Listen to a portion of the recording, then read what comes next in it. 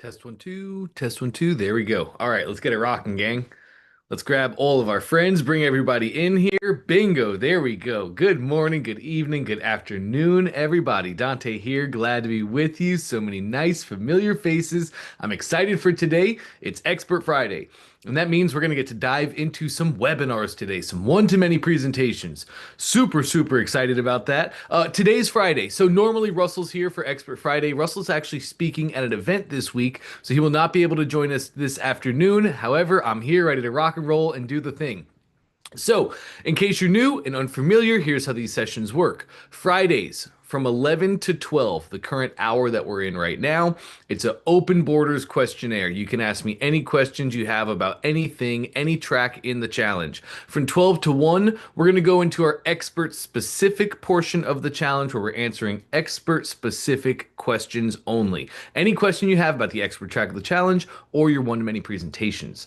So, having said that, let's get right into it and have a good time today, gang. I'm going to start with Rosie. I didn't get a chance to speak to Rosie last time. So, Rosie, if you're available, let's get after it.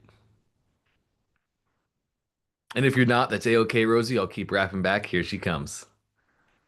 Hey Dante, how are you? Living the dream, Rosie. How are you? I'm good. Glad So to hear. I am doing a new thing, and so I wanted to I'm selling a product, and I just wanted to see if I'm doing it right because the last time I got a little mixed up with doing everything as far as the order of the um funnel. And I just want to make sure that this is, and then I have some other questions too, but let me share my screen 1 second. Cool. I think it's going to make you ask for permissions. Just go ahead and click that request permission button. Okay, let me get back here. I was trying to see if I could share my screen.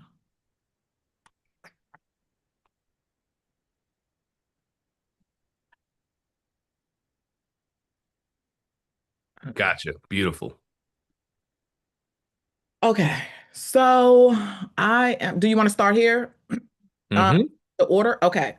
I didn't want to cook it. So, I'm selling hats for my community. And so I want to make sure that I set it up correctly with this new funnel. So, And by new funnel, are you doing the buyback machine or are you doing OFA? Because this is an e-com funnel, correct? y- I'm doing OFA. I don't know what Okay. the first thing you said. I don't know what that is. So I'm Okay, cool. So I got you then. You're definitely running OFA. yes.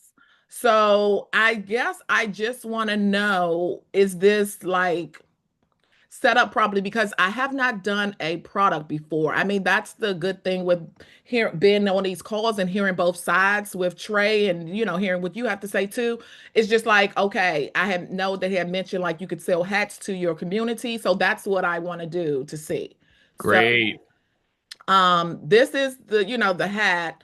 And so I just want to make sure that I'm setting it up because I have never done the product right. So I've been looking at listening to the various videos and stuff like that. And then I just want to know, did I set it up right? Like one thing he said, put it in three so they try to buy three. I don't know. I just want to make sure any feedback that you can get and that I set it up correctly. Okay, great. Um, Scroll me down a little bit. Let me take a look at what we have.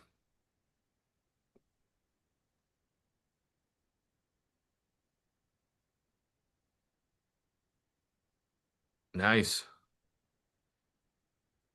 So I did give them to a couple of people that I did like five to get the testimonials and Nice.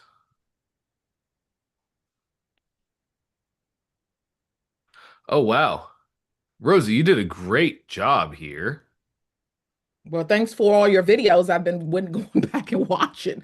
But I just don't know how to, like the order form had been different for people. Like I know, like when I was looking at other people, they had like, multiple things or like buy this value one and highlight it. Like I don't know how to do all of that. And I just wanted to know. So I only did it as like one product. Yep. Um, let me go back to here. What is it? I was trying trying to go to step two. We can go one browser tab left back to your account, like the actual browser tab itself, right there. Okay. Uh, uh, no, like at the very top of your browser, all of your different tabs.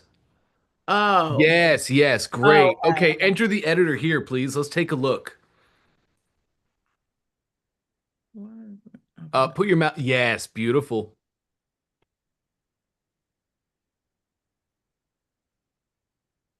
Okay, scroll me all the way to the bottom.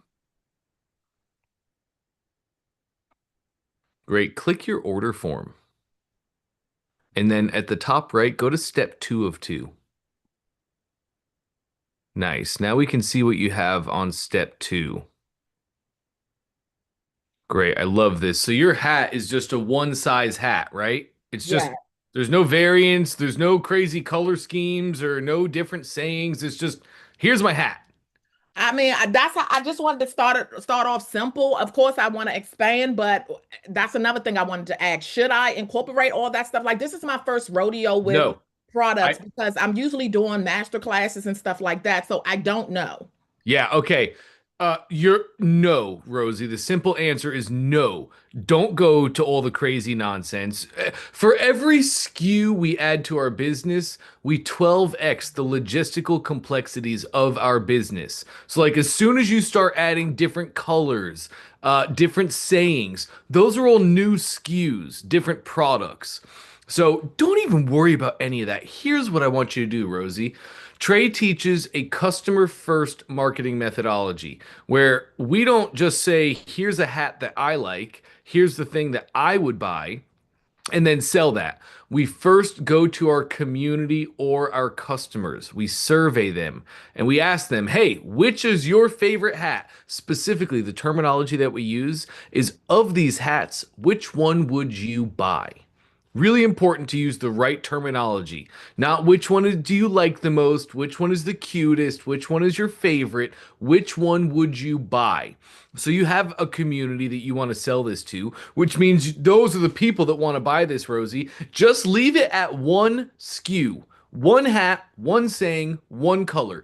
Go talk to your people and give them different versions. You know, maybe you want to give them a black and white, a white and pink, a white and neon, right? Throw a couple different versions out there and let your customers vote and tell you exactly which one they want. That's the color that you're going to lead with. Does that make sense? No, it does. And I did it with the various sayings, and this saying one, right? Oh, then amazing. Then you're a true marketer right now, Rosie. You went to your people, they made the sayings, they said, "Yep, I'd buy that," and now you're selling it to them. Easy. So my question is, so do I just sell it to the community or can I like put an ad to this too? Like what do you do? What is the recommendation? What a great question. You can sell this to the community, and I think this for your community. I think this is absolutely perfect. It's not technically the funnel that Trey gives for ecom. I'll go show you where that funnel is and how to find it because you may want to use the funnel that Trey runs for cold traffic. Ads to cold traffic, people who are not a part of your community. You're just selling a hat to women who are going through menopause, right? Correct. Um, so this funnel would need to be tweaked a little bit for cold traffic. Like this funnel specifically does not talk about your community of women. It doesn't talk about why the hat was born, where it came from. So there's some little things that we would tweak for cold traffic. Um, yeah, some small things that we would tweak for cold traffic. But what you do is you take this funnel, you launch it to your community, you get those results from your community. And as long as results are good, then you build another version of this funnel, tweaked just a little bit with a little bit more information in it. And then you launch that out to cold traffic. Does that make sense too? No, yes, that definitely makes sense. As Great. far as that funnel, can you point me to where that is so I can? Yes, I sure can. Um, let's there's two things that I'm seeing on this page, or there's really just one thing. Number one, it's at the top of your order form. So if you go to click go back to your, yeah, click on your order form there, your checkout. Or you can click the settings. Either one works. Go to your checkout steps.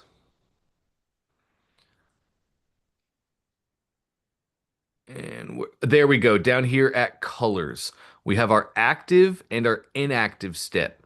So your active step right now, your background is set to nothing, see-through. And you can see that right here, right? It doesn't really pop. It's kind of hard to see like, oh, I'm on step one or I'm on step two, and it's just not really popping. So check this out. Let's go to step one at the very top of your settings. Yep, great. Now go to your active step and change the background color. Nice. For this example, let's just use like this green. And now you can see the active step that they are on will be green. Then you can go to the inactive step. So click your inactive step on the right. A-OK. Checkout Mhm. steps. Yup. Inactive step. Click that toggle. Yup. Now your background for the inactive step is white. Maybe you want to make, and typically that's actually what we're going to leave it on. Inactive step is white. So now click step two of two at the very top. Yup. There you go. Nice. Now, as people are going through the order form, they can actually see what step they're on, and it really makes your order form pop. Aside from that, Rosie, take me to the top. I think I would change your hero image. Here's the hero image. This is my above the fold. This is the most important part of my funnel, whether ecom or expert. And you have a cool picture. It's the hat that's on top of the flowers and it pops and it looks great. But I don't know that it's the best hero image. In ecom, pretty much above the fold sells my product. And we really want to have this product displayed in a proper manner. So like you have below, you have an image of you wearing the hat where your face is not highlighted, the hat itself is highlighted. I think that would be a great hero image to have up top, showing it in action, showing it looking good in real life. Okay, not a problem. I can definitely switch that out. Cool. And then here, um,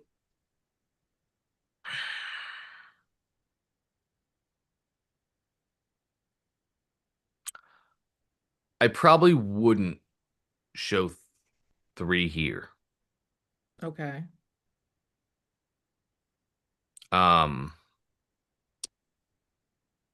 I I don't even know that I'd have more images of the product there. I don't even think you need that. So in Trey's example that you keep seeing a bunch of, the funnel, the right-hand side scrolls with people. Um, so it's just a different build. I don't think you need to have any pictures there, especially three. I think you need to just lead with a hero image on the left and your headlines on the right, which I love the marketing angle you have on that. Mike Cole's compliments and instant sisterhood. That really great headline, really awesome. Thank you. So just remove those images, clean up the hero image, and this is really great. Okay. So okay, so you're going to give me the so what is the so why do I need two different funnels? Like, why can't I just have Trace funnel for both the community and for cold traffic? Can you explain why to have two different ones? I definitely can. Cold traffic is problem unaware, cold traffic is solution unaware, and cold traffic is rosy unaware. They don't know any of the things that you know every day when you wake up. You're problem aware, you're solution aware, you're rosy aware. So cold traffic doesn't know any of that. And for cold traffic, we need to have a page that breaks all of those misbeliefs, right? We need to have a page that cold traffic is just so different. Warm traffic and hot traffic, that's so much easier. You know, these people, they're part of your community. They've come into your community. They've heard you speak. They're problem aware because they're in the menopause space. So for them, this kind of page for warm and hot traffic, this, what you made, is absolutely awesome. It's short, it's simple, it's sweet, it's to the point. When I show you Trey's interstitial page, interstitial funnel, that's a much longer page.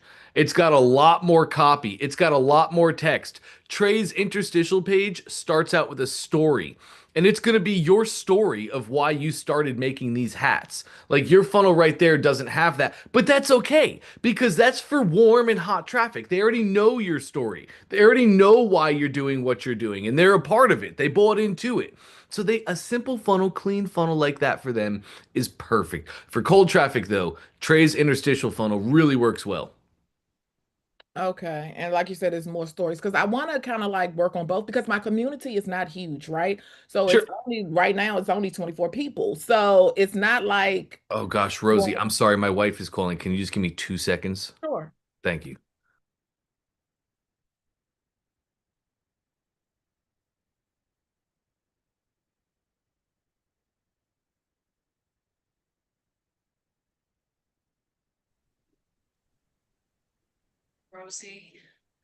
Yes. Okay. Cool. Sorry about that. We're just getting a ton of work done on our house. I had to make sure the house wasn't falling down. Okay. Um, I think if you Patty want to was going to say something really quickly before you came back. I just wanted to. oh, go ahead. Somebody was? No, it's just I'm of your demographic, and so tell me your community, and I can pass it around with my friends as well. So, Oh, thank you so much. I appreciate it. I will I don't know how I'll When we're all done, Rosie, just throw the link in the chat. okay. Cool. Okay. Um, so if you want to share your screen again, let's go take a look and I'll get that funnel back in your account. Okay. Nice. Great. We can exit the editor. Go ahead and save. You made some changes, so let's save. Bingo. And then exit top left. Bingo. Okay. Let's exit again top left. You're perfect. Now on the top left again, we're going to go to learn and connect. You said You top. you had it. You were right there. Oh, Learn learn. and connect. Okay. Training courses. And there we go. Hop into the one funnel away challenge. Yep. All right. Scroll me down. Let's go to e-commerce. All right. And we are looking at, scroll me down again. We're going to mission 16. Hit get started on mission 16. Scroll down. No, it's not 15. It is, let me just get in mine really quick. Okay, one funnel away. And ecom. Oh, is it the sales page? Let me see. Yes. Sorry, Rosie. Go to mission 12, the sales page. Bingo. Scroll me down just a little bit, and I would recommend that you get the whole framework. So Okay. click that button. Yep, the framework, it comes along with all the email sequences and everything's already connected. Let's put this in the right account. So yep, click right there. And then probably Rosie Faulkner. Yep. Beautiful. So now frameworks, they're not just the funnels. Frameworks are going to be like a folder of all the things necessary. So you're going to see you're getting a bunch of different things over on the side here. All these are going to import into your account. And then that's the interstitial page that you're going to run cold traffic to. This import might take a second here. There we go. It's flying through now. Yes, so we have all the different products for you set up in the V-curve manner. Now we're going to download the funnel and the workflows. Ooh, nice. We also have a store in there, so you can start setting up stores in the future if you would like. Um, just in the interest of time, this is probably going to take maybe like 2 to 5 minutes, depending on Wi-Fi. What other questions do you have for me, Rosie? Um, so you kind of answered like I was like, do I need to create a store? So even if I download all of this, Hmm. when I download this still for cold traffic, I don't need to create a store. I could still like do the product, transfer the product that I did over here. So just just deal with that one product that I created. Don't worry about SKUs and all that stuff on here. 100%, Rosie. 100. Here's how the game is played. Funnels on the front end, stores on the back end. You're never in your life going to run an ad to your store. That's not going to happen. You're going to run ads to your funnels. You run an ad for a specific customer about a specific product. When they click on that ad, you take them to a funnel for that customer selling that only that specific product. That's higher conversions. That's how you generate more sales, get more customers. So you run ads to a funnel on the front end. They go through the funnel, buy the products. Then when you're trying to send them back in the emails or the text messages, that's where you link to your store. That's where sometimes you're just going to link back to other funnels that are selling other products. Funnels convert far higher than stores because a storefront has so many different questions, so many different problems, and so many different actions people have to do, right? A customer on a storefront has to go find your product. They have to go through your navigation. They have to choose the product. They have to buy the product. It's just so many steps. Where funnels are fast. One choice, one questions. Do you want this product? Yes or no? Does that make sense as well? No, it does. It does. So I don't have to worry about the store until I want multiple colors and different things like that. That's Um, right. Different sayings on there. Then I worry about populating the store. But Yep. just for this one, I'm going to, like I said, fill out this template for that. As far as the language, like you said, just make a story and all that stuff for the cold traffic Hmm. for the, I forgot what you call it, the cold traffic um, Yep. funnel. Okay. So it had said something about free shipping in the old one, like it's not supposed to be free. Um, Oh, okay. Yeah, take me back. Let's go hop into that funnel. Yes. I think I'm doing that in funnel settings. So go to your editor. Just put your mouse on that first page and then edit. Lovely.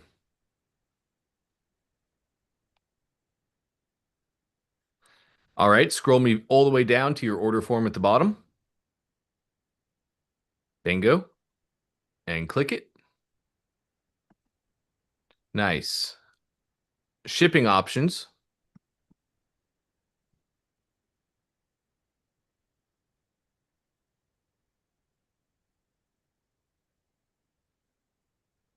Okay, this is all going to actually be done in your product then. Are you doing any sort of like free shipping on three or more? so I could do that. So I wanted to look at the second page. So that's what the OTF right is for. So if yeah, yes. Well, on your order form, as you're going through Trey's training, Trey really teaches to use V-curve pricing on your order form. Have you gotten to that training portion yet? No. Okay, cool. That is going to be inside your training. It is going to be mission 15. I'd Okay. like you to check that out as soon as we're done here.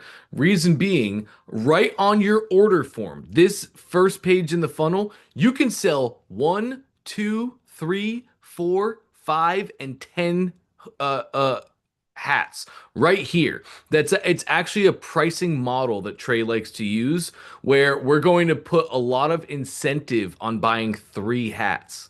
So you go through that training. Go through that mission 15. There's a lot to learn there. More than likely, what you'll end up doing is in ClickFunnels, you can set up shipping rates. I'll show you where to find these in just a moment. But you're probably going to set up shipping rates where if they buy two or more hats, they get free shipping, or three or more hats, they get free shipping. You really get to choose where you put this incentive, and it all depends on your shipping rates and what you're getting. So, anyway, I say all that to say, watch Mission 15 and we're going to set up rates for you. Rates are going to be done by weight. So like let's say you want to put free shipping on two or more hats. Well, you would just go to UPS or your local mailer and have them put two of your hats on the scale. And then you'll see how much two hats weigh. So now, as people are buying, you set up a rate by weight. Let's say two hats are 0.50 pounds. You make a rate where anytime somebody purchases 0.50 pounds or more of this hat, they get free shipping. And then you get to set that up in the product settings. Each product settings has its own shipping. So you attach shipping to the product. That was kind of a mouthful, but does it make sense? No, it does. Cool. Cool. Really, to understand all that, Rosie, watch Mission 15. That's where Trey really talks about all of it and everything's going to make perfect sense. Yeah, but that's for the cold traffic one. But for this one, when it says free shipping, will that help me for this one as well? Well, you're going to put that offer incentive on this funnel as well, even for warm and hot traffic, because this really comes down to the offer that you're making, right? For cold traffic, the offer really remains the same. The marketing and the pages differ. For cold traffic, we need to tell more story. We need to tell them more about who we are, what we're doing, why we're doing it, what the product is, who the product is for, what it's going to serve them with, what's the product made of, what guarantees do we have, what's our refunds. There's so much that goes into cold traffic, but it's still the offer, right? Whether you're running cold traffic or hot traffic, you have an offer of buy 2 hats and get free shipping, buy 3 hats and get free shipping. None of that is going to change from funnel to funnel. The product, the offer, that's all the same. It's just the marketing that we have differs for the different traffic types. Does that make sense? It does. Okay, we're moving and grooving here. I like that. Okay. I'm trying to see. And as far as like a workflow, like Mm. so for my warm and hot traffic, do I need a workflow on this one? I know for the cold traffic I do, but do I need to add a workflow for this one? You do. You actually want 2 workflows on this page, Rosie. You're using a 2-step order form. So if somebody fills out step 1, their personal information, when scroll me down just a little bit, please. On your order form, when somebody fills out step 1 and they click next step, this button is actually a submit button. So if somebody fills out step 1 but not step 2, you get their information. They become a contact in your ClickFunnels account, and that means you can now start sending abandoned cart emails to them. So, because you're using a 2-step, you're going to have a workflow for when they purchase, your fulfillment workflow. Thanks for buying the hats.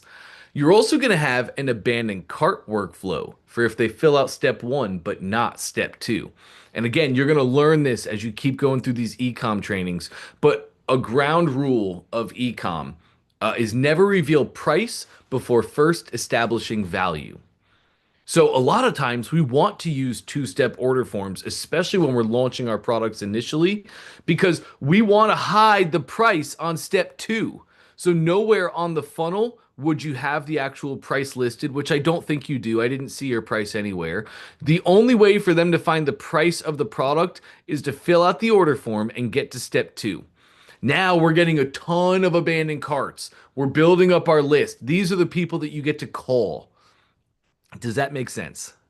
Okay, it 2 does. workflows, a fulfillment and an abandoned cart. For you though, I just downloaded your framework from the ecom workspace. So that framework has the funnel and all the workflows already connected. It's plug and play for you. Okay. And then so the order bump, right? So for this page right here. Ah, I love that you just did that. Terminology actually is important when it comes to funnels. I don't really care about definitions of things like UTM stands for Urchin Tracking Machine.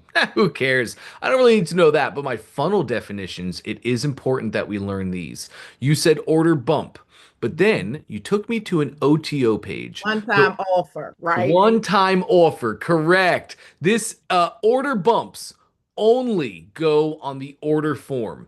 It's an extra additive product I can put on my order form to increase my average order value. So take me back to your order form, please, Rosie. Yep. Bingo. Here we go now. Do you have a bump product ready to put on this page?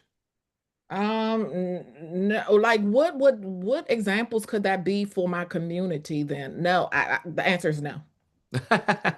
Sure. So, something interesting. that we've learned from Trey in this past year. Trey in ecom is not running order bumps. He doesn't have any order bumps on any of his funnels. He finds it to be a distraction, excuse me, and he finds it to be lowering his average order value. So, I would have never told you this in the past 9 years, but now, knowing what I know from Trey, you feel free to start without an order bump. That is a-okay. Now, an order bump is a complementary product that is not necessary to get the results from my flagship. Your flagship product here is your hat. It's the main product that everybody has to buy as they go through the funnel. You can't get through the funnel without buying the hat. That's my one decision. Yes or no. Do you want the hat or do you not want the hat? So, a bump is an additive that is not required to get the results from the flagship. So, like in this case, your flagship is a hat. That's really simple. What you wouldn't want to do for a bump, Rosie, you have a snap hat.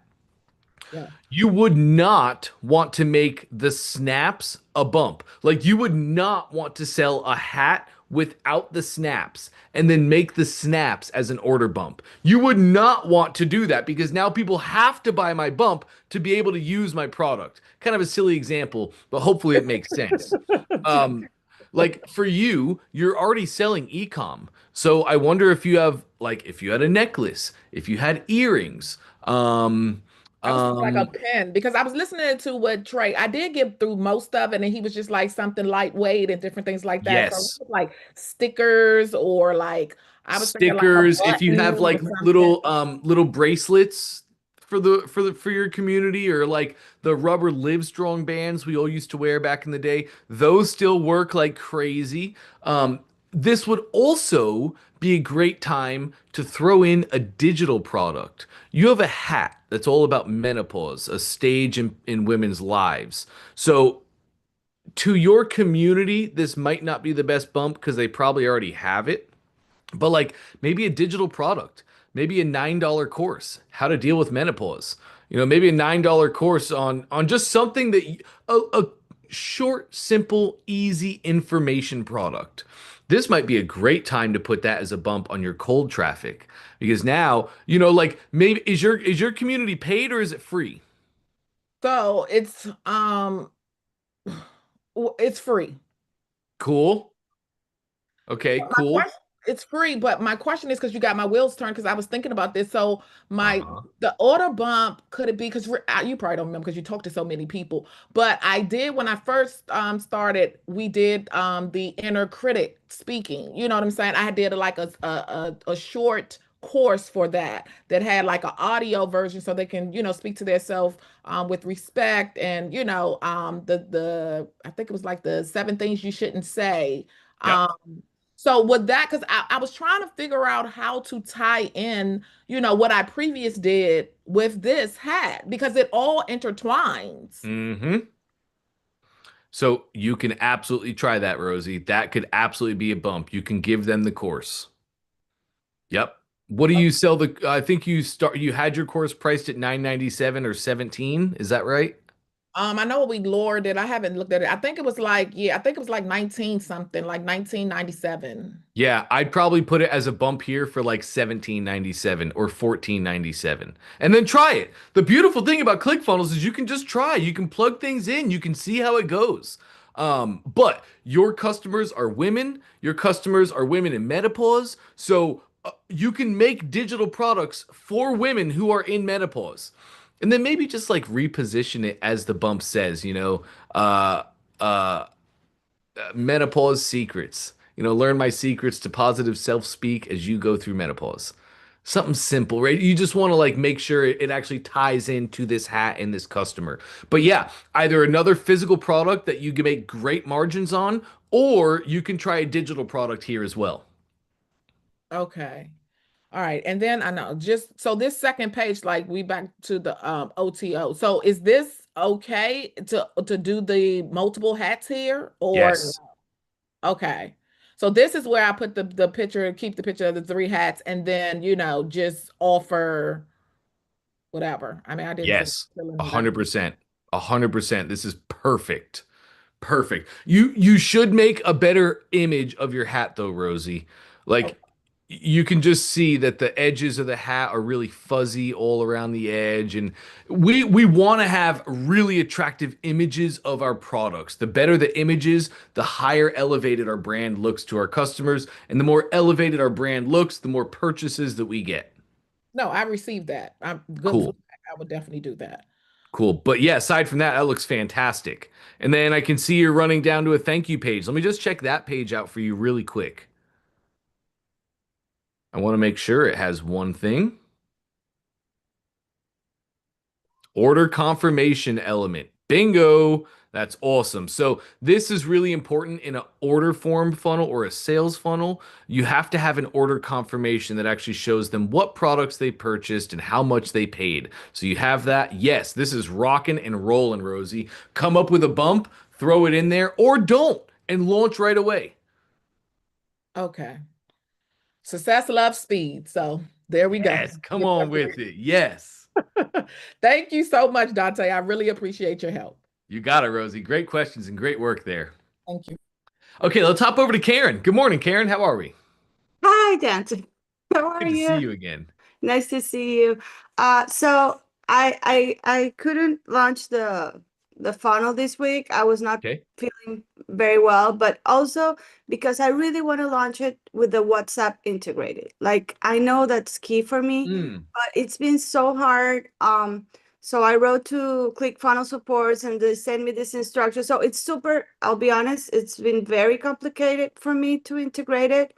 Now I do know that I actually installed the message hub, but I just great. wanted to check up with you because maybe I already did it and it's done and I have no idea that it's done. So, and I don't know how the inbox works. I'm like clueless. So, that's all I need. Like that's the last thing I need so I can launch my funnel. But I even wrote in the Facebook group, like I'm willing to pay for this. Just solve it for me. Like I don't want to deal with more technical stuff because it's been too, when you feel like you want to launch it and I yes. do. And I'm sure you Okay. had a ton of people say, I can do this for you. Yeah, but still, they were kind of hard to reach. There's some person that was in a group and whatever. She's from Arabia Saudita, so it's like another Right. sketch. So I was like, I you know can what? probably do this for you right now, I have Karen. Dante. Let's So yeah, I love that. Let's take a look. all right, let's see. Okay.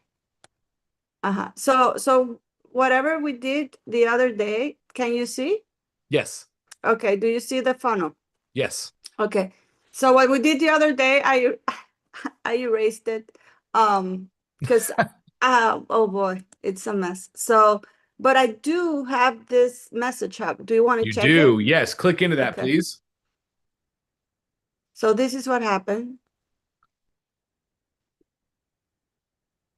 if it loads. Okay, it looks like you just have to add your WhatsApp.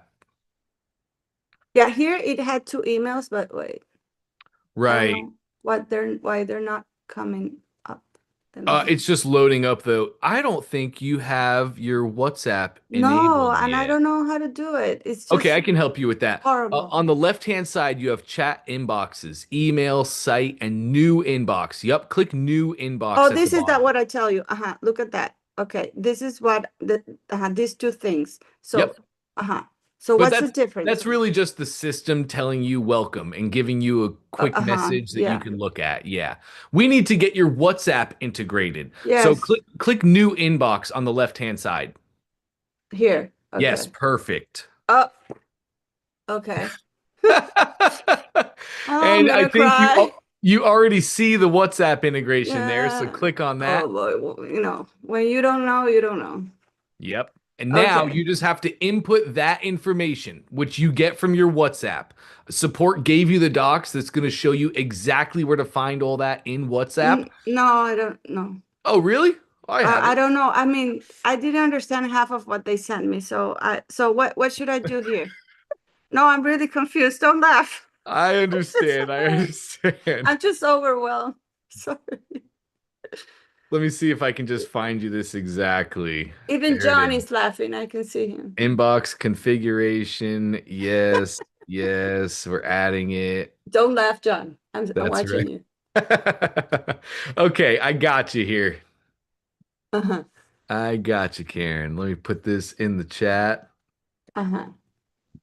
All right, I just put a link in the chat for the exact doc that walks you through exactly This. how to find all that. Exactly. Every single box, and it shows you where to go in WhatsApp to get that actual information. Very simple. Once you do that, you're going to click the blue button below and connect. And now WhatsApp is right inside of your message hub. You're And rocking and that's it. rolling from And there. that's it? That's it. That's it, Karen.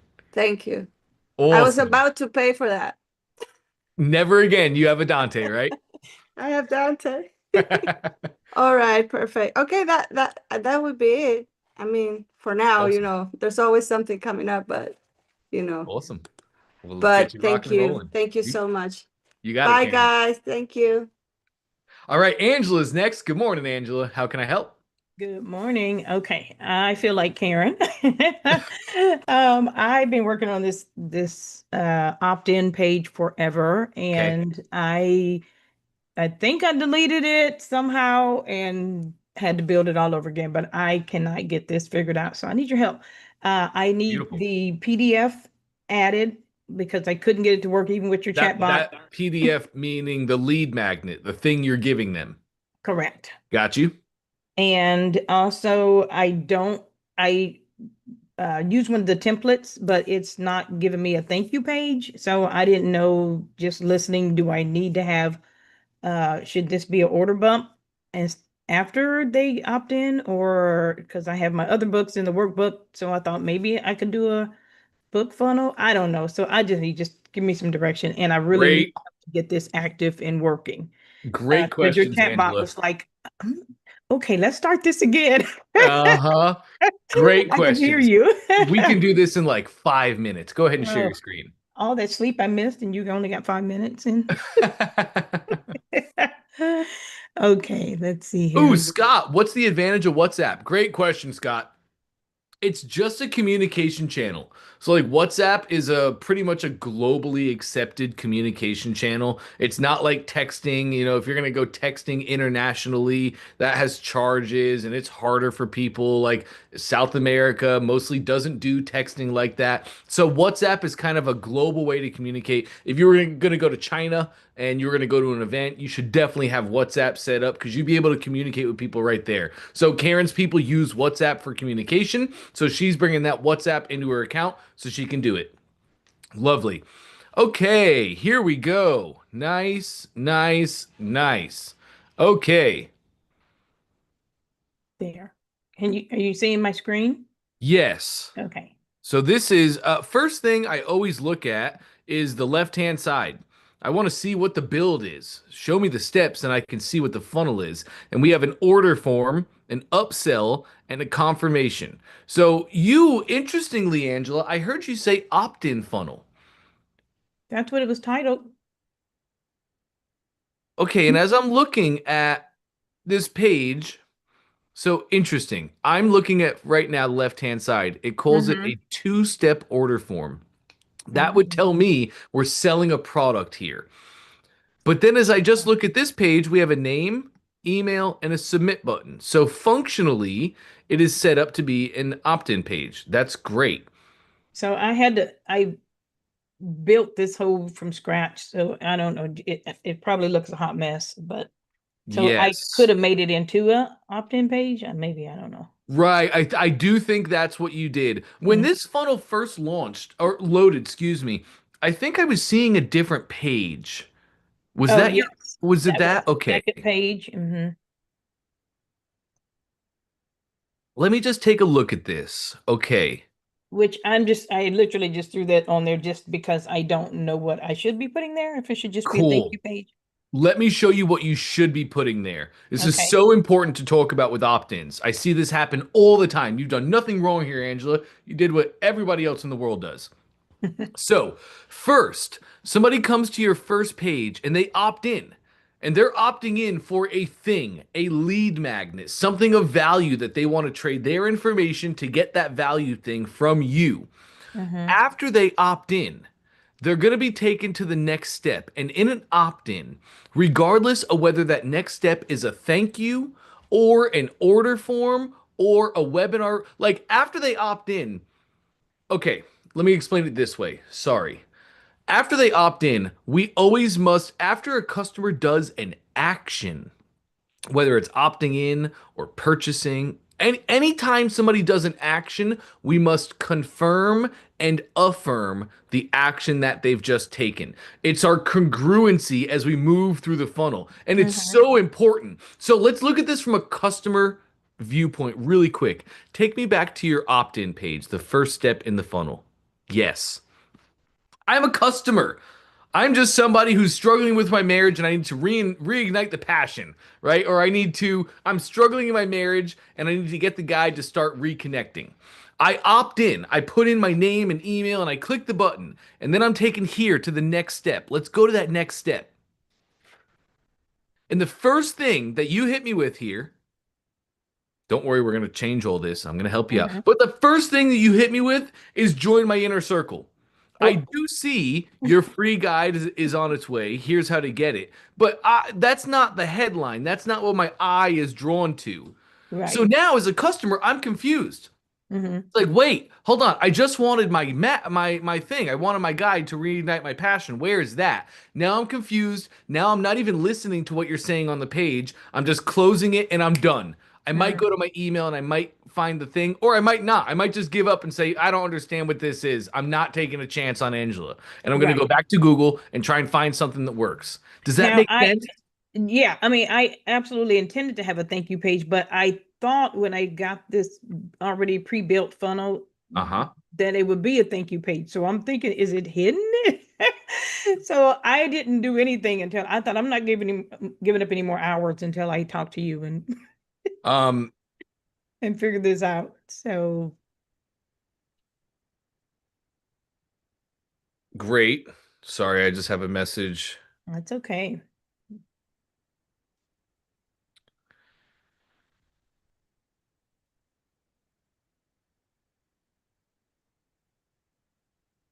Okay.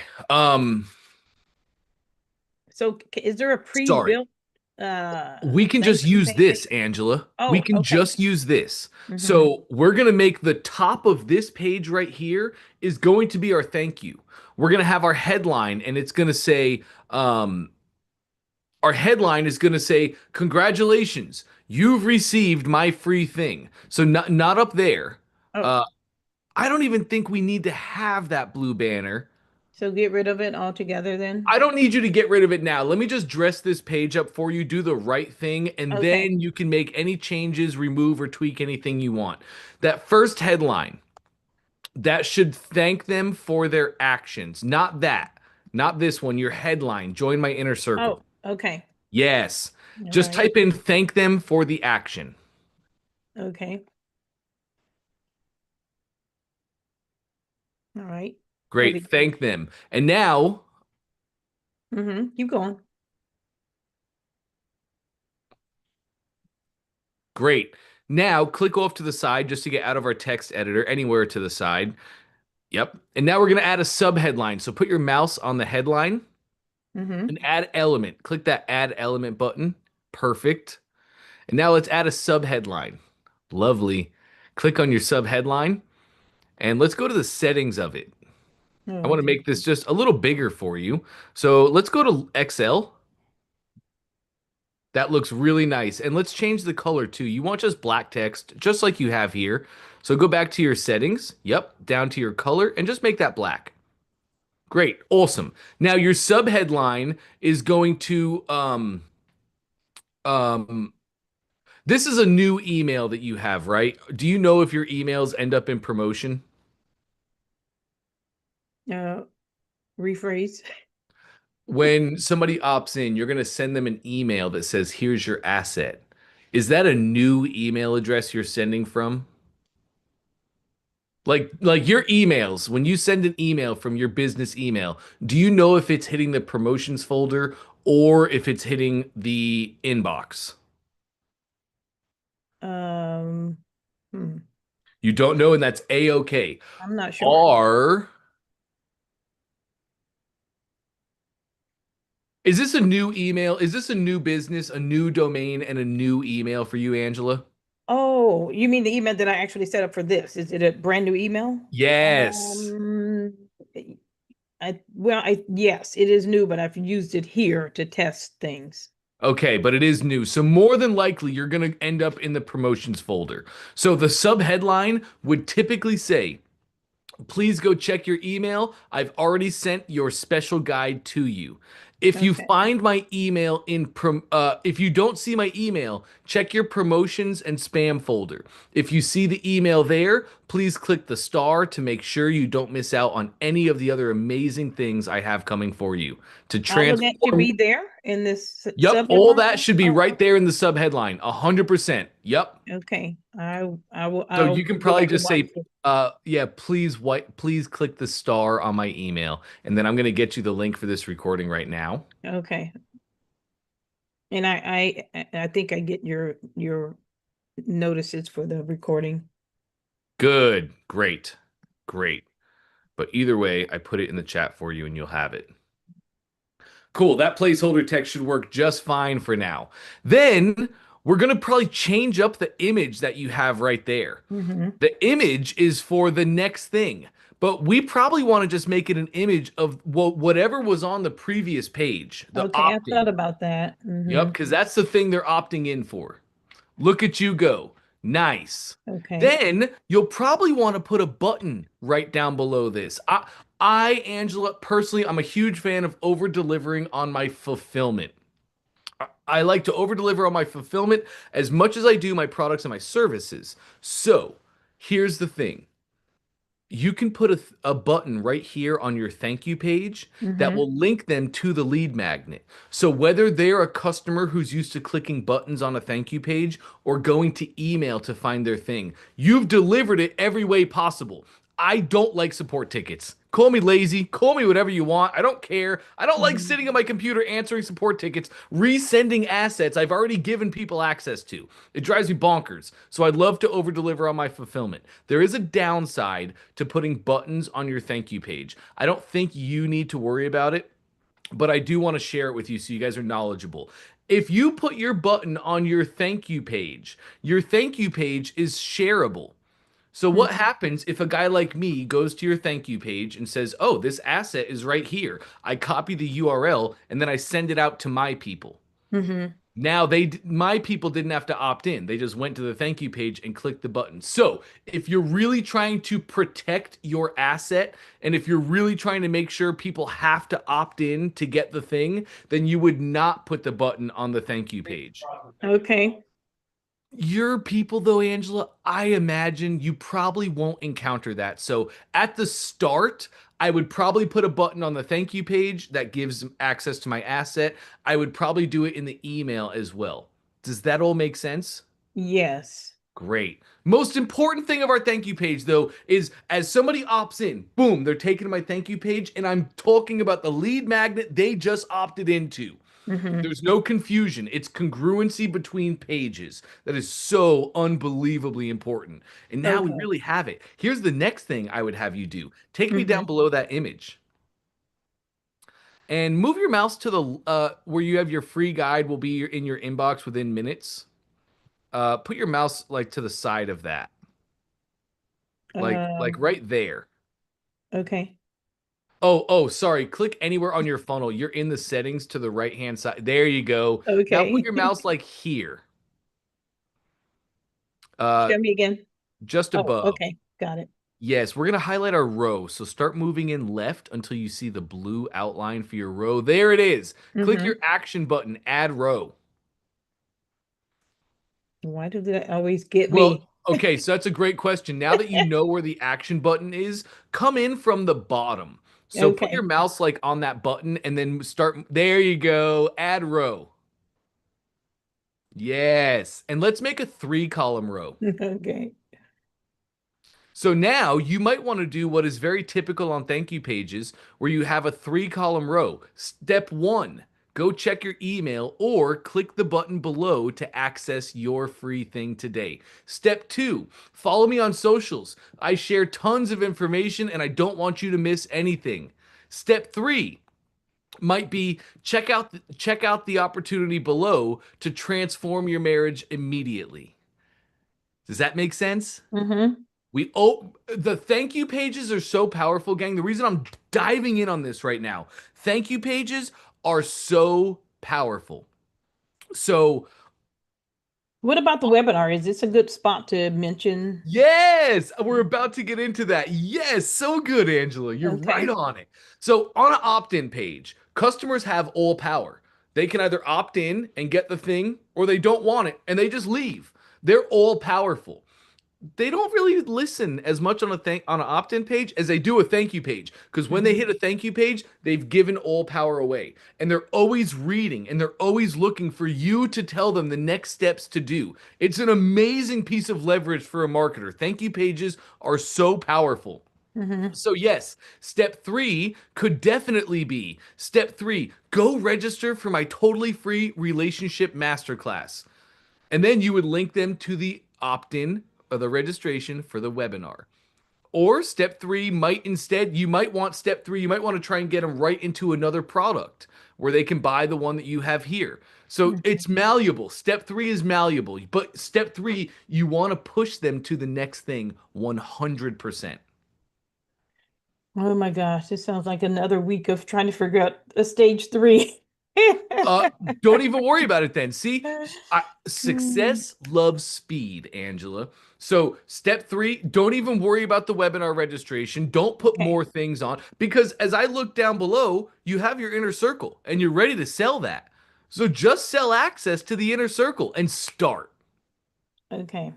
Yep. All right. So add So these. take me up really quick. Let me just double check this.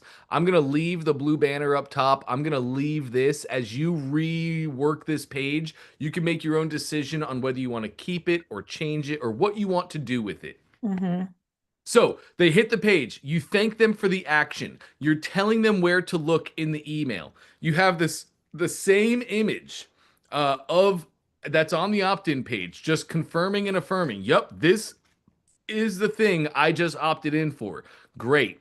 You have the text. Your free guide will be in your inbox within minutes. That's amazing. That's awesome. Then you're going to have your step 1, step 2, step 3. That is a perfect fulfillment of my opt-in. Everything down below is now going to be about your inner circle. The same things you had up top is the same things you can have down below. Just small tweaks, right? Like now you go into why are so many people joining the inner circle?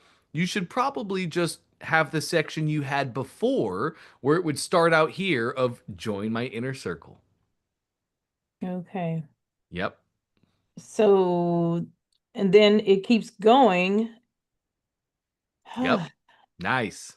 So then, and then, okay, so I'll just finish it with that. And that's an, Yes. okay. Yep. That's a perfect thank you page. Okay. Okay. So it's automatically going to take them to that thank you page. Okay. Yep, Now, as soon as they opt in here on this page, it's going to mm-hmm, take them to the next page. And if they mm-hmm. purchase the product here, it will take them to the confirmation page.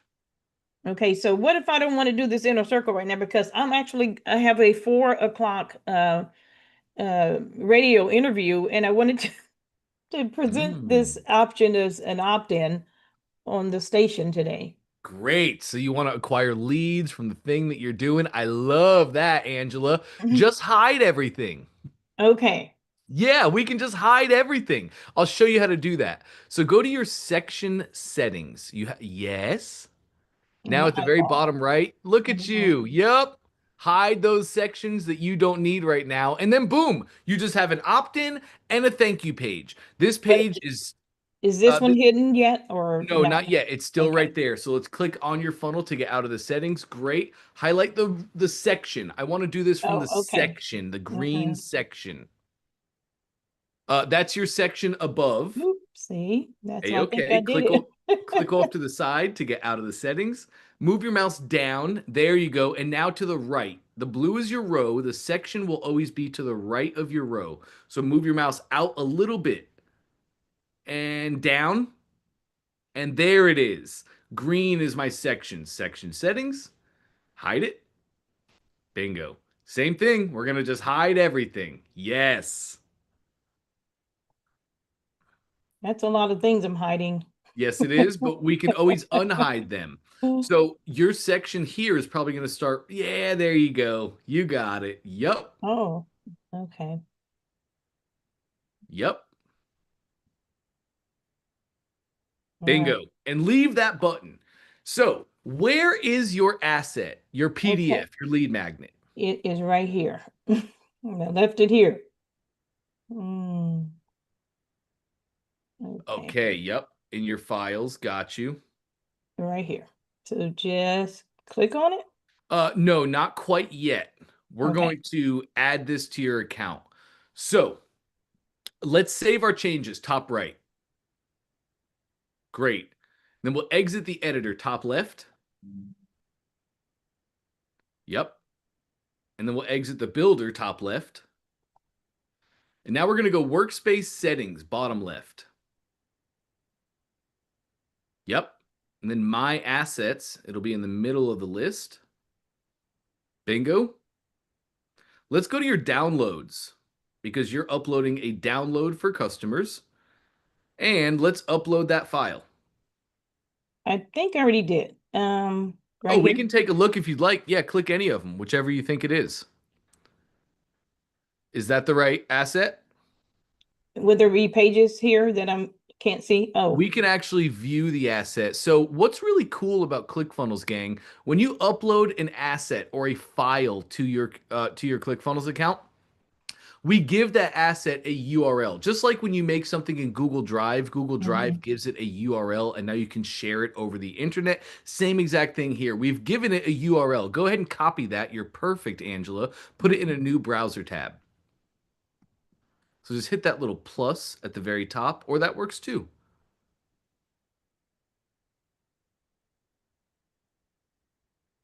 well, it downloads it. It did. It downloaded it Okay. right to your browser. Yep. And then double Okay. click that.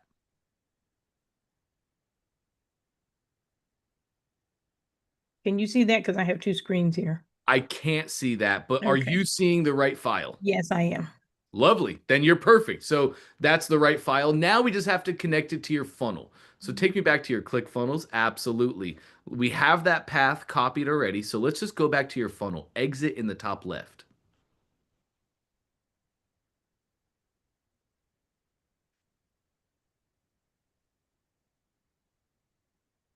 Seems taking a long time.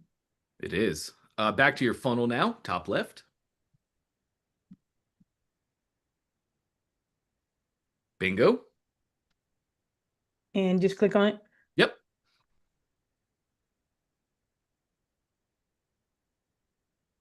All right, let's go to your thank you page. First, do you want to put your link on the thank you page? That's the question. Okay. I don't think so. You don't want to. You just want it to be in the workflow, in the Yeah, email. I think so. Cool. We can definitely do that. So now we're going to click our green envelope on the opt-in page. Yep.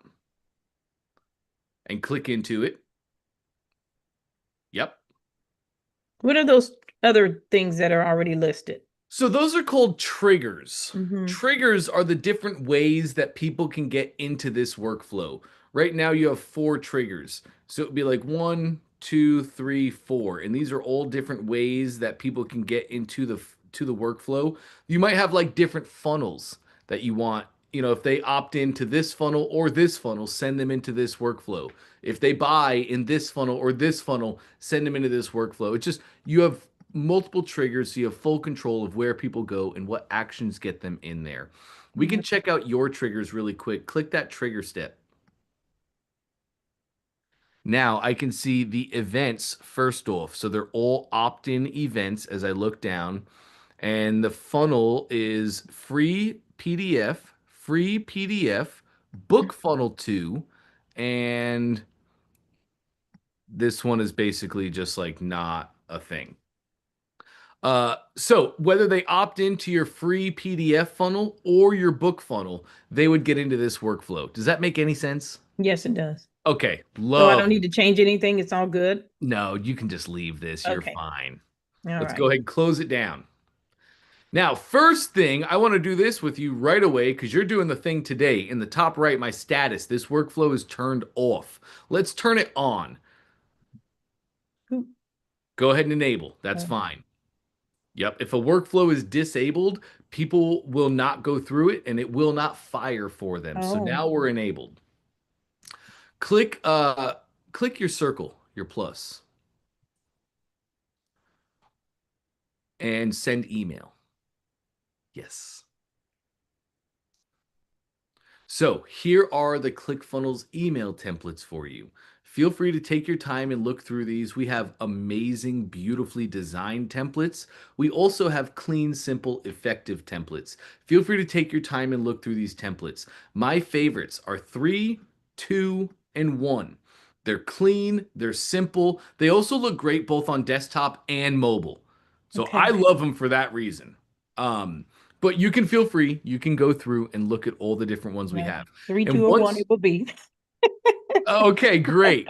Well, in that case, then let's just choose classic email template 1. Okay, I'm all in. Cool. Now we're going to set it up. So the name, only you see the name. You can name this whatever you want. And I would probably name it the name of the lead magnet, fulfillment. Okay.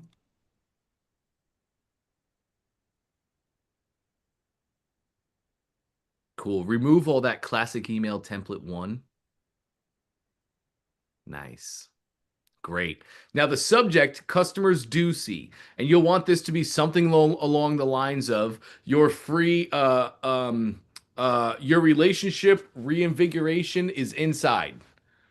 You know, something sexy, something attractive to let them know, hey, your free guide, your PDF, your thing is inside. How about that? Yep. Beautiful. Exactly. Yes. Now we're going to choose our addresses. What email do we want to send this from? And that'll be great. Oh, wait. Is that an email? Where is that coming from? It is. That's a no reply email that you set up. It's on your domain. That's Oh, perfectly fine. You can send from okay. that all day. All right, let's do that. All right. Now our reply to address. Let's hit that drop down. And now you can choose. Yeah, do you want them when they reply? Do you want it to go to that email or do you want to just leave your no reply? That means people, if they reply to your emails, it just won't work. And that's very common on opt-in pages, Okay, Angela. let's do that. Go ahead and create. So now somebody opts into your funnel step. As soon as they opt in, whoop, they get added to this workflow and they are going to go through the steps that you make. This is just your back end automations. The last thing that I want to see is to add a tag. Oops, not there. Doesn't really matter where you do this, but click that gray circle above your email. And let's scroll down to our purple options and we'll find add tag. On the right-hand side, we're looking for the purple steps, tag contact. Bingo. Tagging is really important to keep our customers organized and concise. So let's go make a tag really quick. What's the name of this lead magnet? The opt-in. Yeah, what's Oh, the the thing book. you're Yeah, what's that name? It's Let's Be Real, Marriage Ain't Easy. Okay. I would probably make my tag then, let's be real, opt in. Okay. All So the right. action, you want to add a tag. Yep. And then I like to put underscores instead of spaces. Okay. Personally, you can make up your own binary language. If you want to use spaces, that's fine. If you want to use underscores, that's fine. Does it matter about caps? Not really. No. Okay. Yep. Underscore opt in.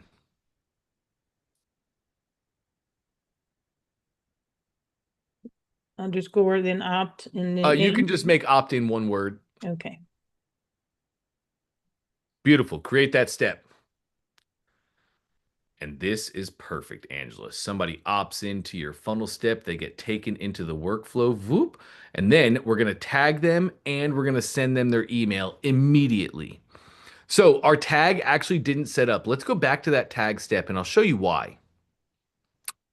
Your tags, yeah, click that step. Nice. Okay. Retype out that same tag, but don't click update yet. Okay.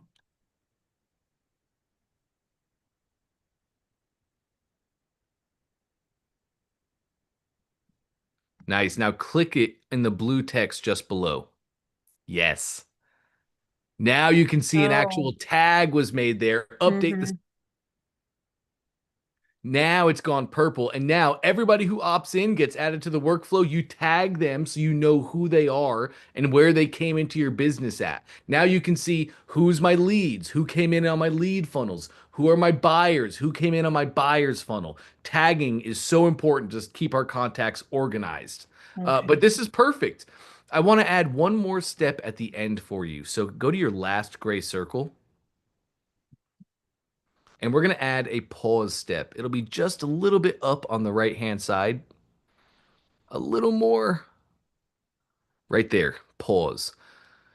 So success loves speed, right? You have a thing happening today at 4 o'clock and you want to work quick. You want to be ready for it. You're not going to have time to make all the emails in this email sequence because now that somebody opts in, you have their email, you have their information, and you want to market to them going forward, right? You want to Mhm. you don't want them to just stop here. You want to have an email sequence that brings them into your world, breaks their false beliefs, and gets them to buy the next product in your business's value ladder. You don't have time to set those up right now, but that's a-okay. We add a pause step in our build. So now, as people go through, they're going to sit right here on the pause step until you release them. That means you can start adding in the rest of your emails in the sequence. And when you're ready to release them, click the three dots right there on your pause step. The The three three. dots, yes, Okay. settings. And then don't click it, but there's a release button. Go ahead tomorrow or later tonight, build the rest of the email sequence. Go ahead and do that, and then you can release them whenever you want. Does that make sense? Okay, so they'll still get their free book, but Yep. then anything else I want to send them will be paused until I release it. Yes. Oh, that's awesome. Yes. Okay. So literally, Angela, all you have to do from here now is just go fix up your thank you page to make it Mhm. say and be what you need it to be, and then go right here and make your email, the actual fulfillment email they're going to get. So you can click cancel on that pause, and then three dots on send email, and then edit email. Okay. And this is just the email editor. Just you already have the template. It's going to look amazing on mobile. Just replace any ClickFunnels images with your own images. Take the words, make them your own. Done. Okay. Yeah, I can definitely do that part. And Nice. then on the mobile, it looked different than the desktop. The funnel, Yes. as it will. Mobile and desktop are always going to look a little different. Yes. So do you need to know how to make mobile look better? I it it was just one little thing. It felt like it was too spaced out. Maybe I fixed it, but I Let's couldn't figure it out. let's go take a look. Exit top left. Okay, top left. There we go. You can just click whichever page was looking weird on the left-hand side. Just click that. It'll take us right back to it. Nice. And enter the editor, please. Top Yeah. right, we're going to have a little mobile icon. Mm-hmm. Yep, click on that. Okay. Is it right here, the weird spacing? Yeah. Do you think? Yes, on mobile, we definitely want to clean that up. Take me back Mhm. to desktop really quick. Let me see what we have here. Yes. Okay. Okay. Keep your mouse right there on the right-hand side. Scroll me down a little bit. And that's it. Okay. I can see your section ends right there. I can see that because my add section action button is right there. So below reignite passion, that is where your section ends. Here's what I like to do, Angela. I like to clone my section. I have a desktop section and a mobile section. And now I can edit the two versions independently. So let me show you how this works. Scroll me up to the top of your page. Go to your section and click the 2 pages. That's a clone button. Yes. Now let's go to our top section. I always just stick to how I do things in life every day. I read top to bottom, left to right. So that's just how I do this. Go to your top section settings. Yes. Not, sorry, not that one. Yeah, that one. Great. Okay. Section settings. Now at the very bottom. Oh, No, click the settings. Sorry. okay. Yes. Now at the very bottom, we have desktop, mobile, and all. Right now, this section is set to all, which means this one section will display both on desktop and mobile. Mm-hmm. And that's why you're seeing weird spacing. It's just the difference in desktop and mobile. So you want to make this first section desktop. Click the computer icon at the bottom. So when I did that, I didn't clone it first. That's why I think, oh, That's exactly right, Angela. You didn't clone it. It's exactly right. So now you made this top section desktop only. Click on your funnel step, please. I'm sorry, click on what? Your funnel, anywhere on your Oh, funnel. That's okay. fine. Great. Now take a look at the top left of that section. It now says desktop only. And this section will only display on desktop. Let's go to your section below now. I cannot believe I didn't figure that out. Section settings. Yes. Yes. Mobile only. Now you're going to see it takes us to the mobile version. This is a mobile only section now. You can now edit these two sections independently and they won't affect each other. So let's go clean yours up. Scroll me up top, click anywhere on your funnel to get out of the settings. You ought to click the actual funnel. So just click any text. Oh. There you go. Great. Scroll me up. So we had that weird spacing. And that's just a margin. So go to your bottom element here. Yeah, it's first off, it looks like, yeah, It's cutting that off. element. Yes, go to the settings of that. And just, oh, look at that. You have a negative margin. So just move that slider to the right. Put it to 0. There it is. That looks perfect. Now let's go to our text below. Yes. Settings. And I can see, first off, it looked like there was actually a lot of space in there. So click back on your, yeah, look, you could just drag the margins up 100%. But click on your funnel for me really quick. Okay. And click on your sub headline. Your sub, yeah, great. Put your mouse in front of A. And press backspace. And press backspace. Okay. Okay, interesting. It didn't. I thought you had a lot of extra spaces. It looks like you don't, so that's awesome. But you did it perfect, Angela. You threw a little negative margin on there. You brought the text up. You removed the extra blank spacing. And then if you go back to desktop, your desktop is going to look the exact same. What you just did here did not affect your desktop version at all. Okay. Now you see how these are big spaces? Yes. Can that be corrected as well? It can. So you could just do it by margins. I thought it, Like go to your bottom. For years I felt like no one was the second review. Yep, settings for that element, the text, settings, negative margin. So drag the slider left. Easy, and it brings everything else up, and Right. just keep going through and keep negative margining and Okay. get it I all swear I perfect. did this. I mean, I was so tired. I don't know what I You may very well have. Mm. Yep, Okay. that's it. Easy peasy. All right, got it. All right. Well, how do I tell people how to find this? Do I have to? That's a great question. Let's save our change, top right. Okay. All right.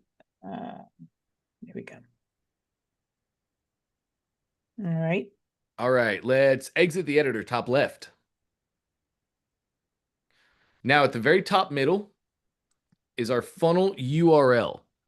And it's using your ClickFunnels subdomain right now. So let's go check this out. Go to your main funnel settings, top right. Actually, you can stay right here. Yep, top right, your settings. Okay. Lovely. Hit your domain drop down, the second one. And you have your own domain. Do you want to use this domain for this funnel? Yes, it's Lovely. easy. Click that then.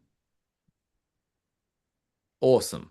And then this would be the page path, the thing displayed after your funnel, your domain. That looks great. So scroll me down and update. Bingo. Now take a look. Top middle, it is your own domain, which is right here. And you changed up the page path to be something short, sweet, concise, and on par with what you're talking about. That's perfect. This is the URL that you give people from here on out, Angela. It will take them to the funnel. So whether you're running an ad, try and do this on a trackpad.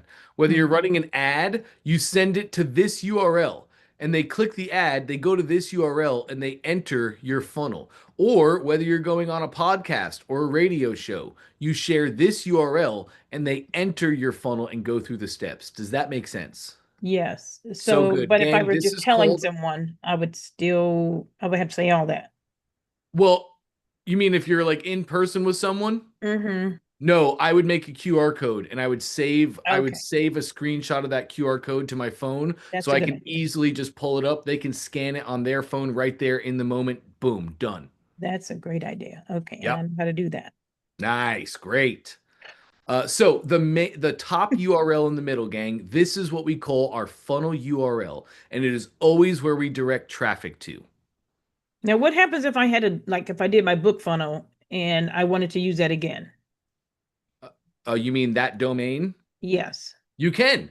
The book Okay. funnel would just have to have a different page path. Oh, that the ending part. Okay. That's correct. Okay. Okay. Perfect. Yeah. Thank you.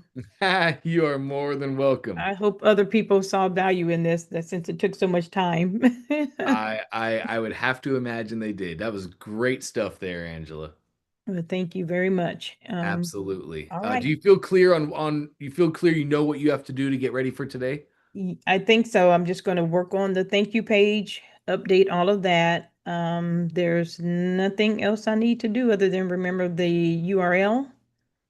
And when you were looking through, did you like what you saw in the wording and things? Yes, I did. I liked it. I didn't get a chance to like really look hard at the copy, but I did like it. I think your Mhm. headline could be more curiosity invoking, where people feel like, "Ooh, I have to opt in." You Mhm. know, three like learn three simple secrets that have saved tens of thousands of marriages since the beginning of time.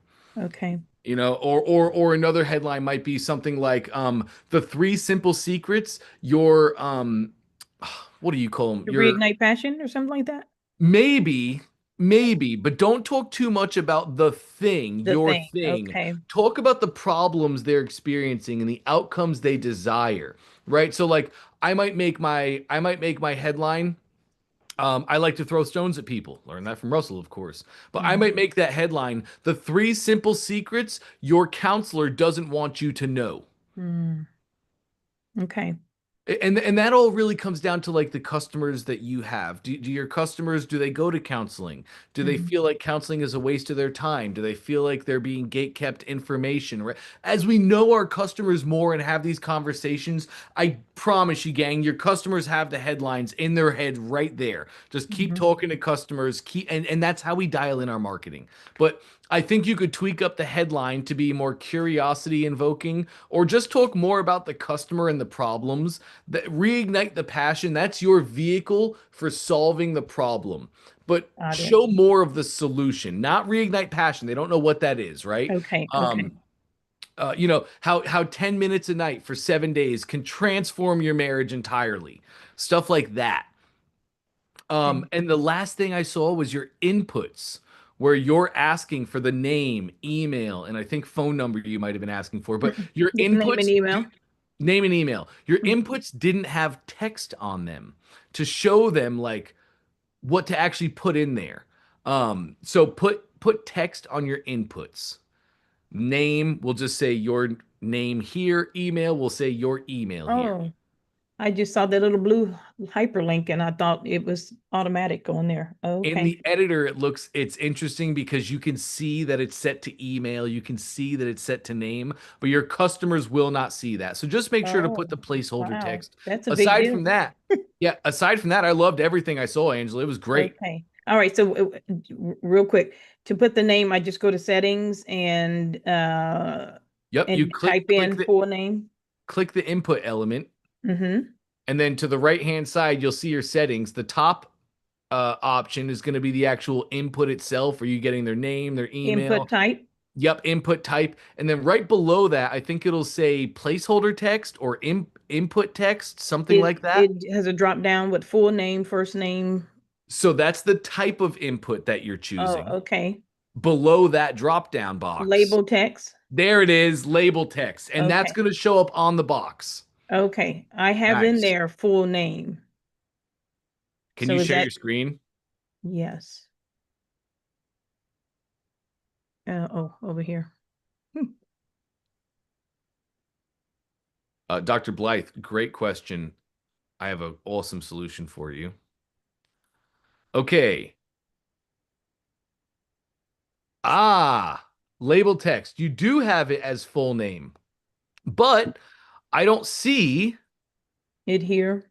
it there. Correct. Really quick, I don't think we have anything there. I think that's placeholder text. Go to your label text for me, please. Click the box where it says full name. Remove everything Okay. and just type again full name. Okay. It's definitely just it's our color settings. So scroll me down on your Oh, settings on the right-hand side. Not that. That's the background of the box itself. okay. It's in our style. Click the three dots on the style. No, it's right here. Sorry, color. Let me get my tool. There it is. Color. Click that box and make it black. And that's your actual text color. Now you Wow. can see full name displays there. So we'll do the same for that name. Yep. Mm. You put email in. Great. Let's go to the very bottom. That's your background color. Oh, You see it just turn the box black. I did. Just make it Oh, white. This one right here. You got it. That'll work. but Click the off to the text is side. gone. The text is gone. You're right. It's just the text color. So, yes, there you go. Color. Hit the box. This one? Yup. Okay. Choose black. Bingo. Okay. Cool. Now it works. Now people can actually see what you want them to opt into. Go ahead and Okay. save those changes really quick. Now I'm really happy with what I see. Okay. And then I'll change this to make it more curious and then yeah. And it all depends on, like, your radio show today. You might not need a curiosity invoking emotion. You're going to go on the radio, you're going to do the thing, you're going to talk to them in real life, you're probably going to sway a lot of people, warm them up. So what you have right here might be perfect. Feel Mhm. free to keep it if you want to split test it. It'd be a great little split test to see how this copy converts. Okay. Yep. All right. Well, thank you so very much. Awesome. You got it. Great I'll stuff. let you know how it goes. I'm excited to hear Monday. Hop in. I Okay. want to hear all about it. I will. Awesome. Great. Thank you. Have a good weekend. You do the same. Dr. Blythe had a really cool question. Where do we find the URL of our order form? Let me show you right now. Let's go to a funnel. And let's just go here. All right. Here is my order form page. It will be whatever domain I have on the funnel. Sorry, let me get over here. The domain I have on the funnel, my builder probably looks a little bit different than yours. You guys are getting a sneak peek into some cool things that are coming. This is amazing because I can go from the editor to my funnel to my workflows. I can look at my contacts that are associated to the funnel. I can do all of this, all the orders that are associated. I can move around so quickly. So it's going to save you guys 1,000 clicks a day. It's really concise. But anyway, you go to your main funnel settings and you choose the proper domain for the funnel itself. Make sure that you're using your domain, which is your brand. In your account, you'll probably see it up here top middle where you just saw it with the previous person, Angela, but you'll see your domain. all of the pages in your funnel will now be using that domain. So go to your order form. You can see here is the URL of my order form itself. I can click these two pages and I can copy that URL. If I want to, I can clean up that URL. Three dots, settings, and here's my page path. So if I wanted to, I could clean that up right now. And I would recommend that you do. Make this really clean. And then all you have to do is go here to your order form, click copy, and this is the URL that goes in your webinar itself. That's the one people click on. That's the one you put in the chat. Really great question there. Let's hop over to John. Hey, John, great to see you, man. Hey Dante, how are you doing? I'm good. How are you? I must click the button. I'm great, thank you, buddy. It's been a while. I wrote the whole sales copy, and then when I tried to import the product, I was notified that it was not available anymore. So I had to go with the runner-up product and rewrite all the copy. Anyways, I've got a couple of questions because I'm mostly ready to launch hopefully by next week and get the funnel live and start rocking here. Can I share my screen if that's okay? Yes. Remind me, is this an e-com or a digital product? No, it's ecom. Are we John, already into the? let me just Are we say already into this. the? Yes, Sorry. we are. Okay. We're in the Fair exit enough. portion. It's okay. Hang out with me. I have a little time at 1 o'clock, so hang out with me and we'll go through all this at the end. Wonderful. Thank you very much. Awesome. You got it, John. Let's hop over to Christopher. Great to see you, Christopher. Do you have an expert question for me? If you have an e-com question, feel free to stick around too. I can answer that at the end. Good to see you, man. Hey Dante, it's been a while. So yes, I'm in the expert track. So I have some good news. I would have spoken some time back, and sometimes you do need to step away Mm, and just I heard us saying you don't learn to swim by studying the water. You need to get in it, right? So mm. sometimes we're just too invested and we just need to take a break and so I did that.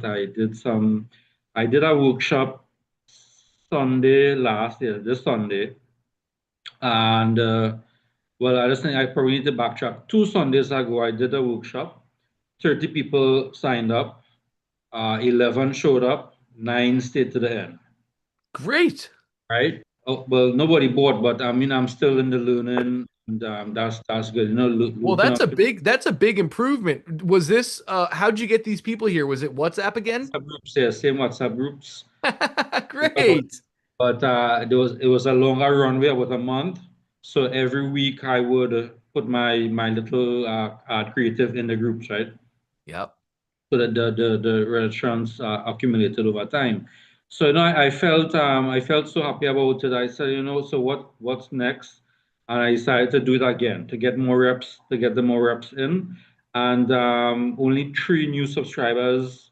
So I re-added all the persons who registered the first time. So they got the emails, they got the thing, but nobody showed up this time. This was the Sunday. Nobody showed up, and I waited 15 minutes, and then I shut it down. And I added myself as a test. So I was getting the emails, I was getting everything, so everything Great. worked.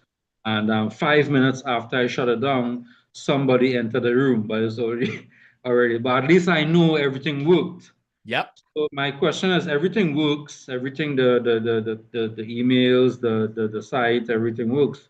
How do I get more resistance? And I'm going to answer my own question. It's going to be ads, it's going to be creating content on social media, and it's going to be networking, right? So I registered with one of the Chamber of Commerce, and I guess I probably should do some stuff with that as well. And but I just want to put it out there. Maybe something I'm not seeing, and probably there's an easier way. And I'm telling myself, stop looking for the easy way. Just go and do what you have to do. But then I just put it out there for you to probably. It's more of a strategy call, not so much thing. So. So you hit the nail on the head, Christopher. Super proud of you, man. Great work. And you got it. Trust yourself, Christopher. You understand. And you're right. Now it is about time to put in reps. So I think we're hitting the same hurdle that we hit last year. Was that WhatsApp group is only one group, and that well gets dry. right? The first time you came back into it after taking a break, you got people to do the thing. They joined, they entered, 11 joined, 9 stayed to the end. So that was awesome. And then we tried to rinse and repeat next week, and it didn't have the same results, which happens all the time. What I really want you to focus on is JV, joint venture opportunities. I love this is like a free WhatsApp community that you were in, right? I love you going to free, open, public communities. I'd like you to go to a new one each week. Launch your webinar out to new communities each week. And we're going to use this early on time to craft and get everything perfect. You're getting people to join the webinar at a good rate. It was about a 30% show up rate from registration to show up. That's good. That's the metrics.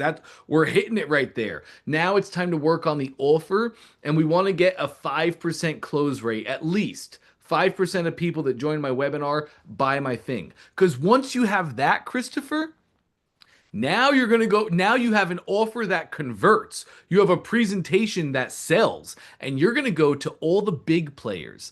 Now you're not just going to go to free WhatsApp communities. You're going to go to the big players communities, and you're going to say, hey, I have a webinar that's converting at X%. It's perfect for your community. I've been following you for a while. I love what you say about this. You're going to stroke their ego, right? I love your view on this. It's so different, but it's absolutely the right view. I've been following you for a long time. I love everything you've done. I've learned a lot from you. Hey, I have an opportunity. I have a presentation that's absolutely crushing right now. I'm converting at X%, whatever it is. And I'd love to share this presentation with your community. So, if you would like, I'd love to joint venture with you on this opportunity. I will give you 30% of all the sales that come through the webinar for everybody in your community. And then now they will go promote your webinar to their community. They'll go make a post every day. That's the game we're going to play. And then each week, you're going to a new player and you're getting in front of their new community. Does that make sense? Yes. Great. And then as you're doing that, then now you have JV rocking and you're like, oh, great. I can get in front of real people. I can make sales. Then you can go start pumping paid ads. Yeah. Okay. So don't really rush into the ads as yet. I don't think you need to. Are you confident? That's a great question, Christopher. Are you confident in your presentation and your offer? Yeah, and so after that happened, I invested in a couple ads courses, and so I'm going on the ads rabbit hole now. Okay.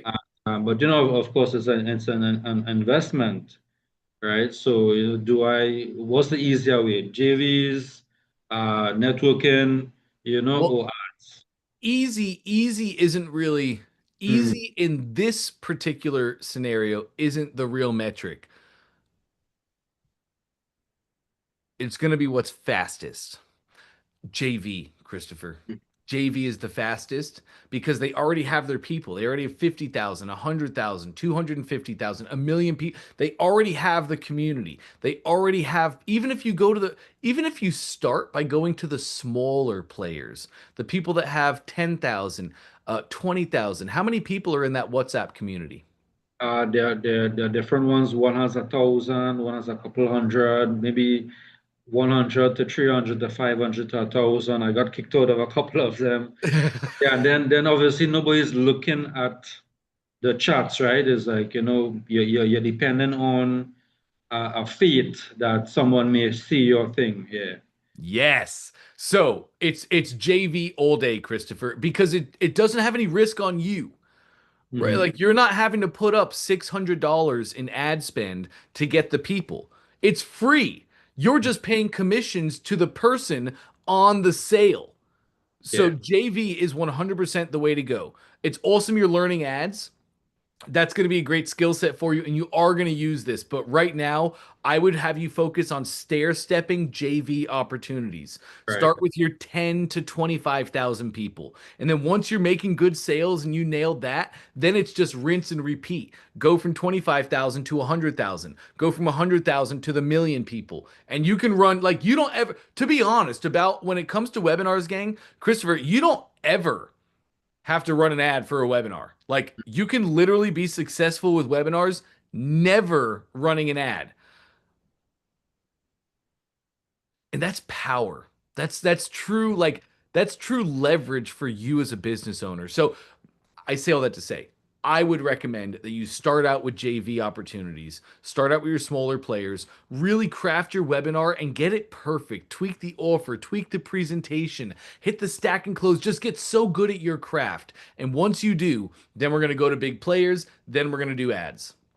All right. So sounds good. Thanks for that, and I'll let you know how that goes.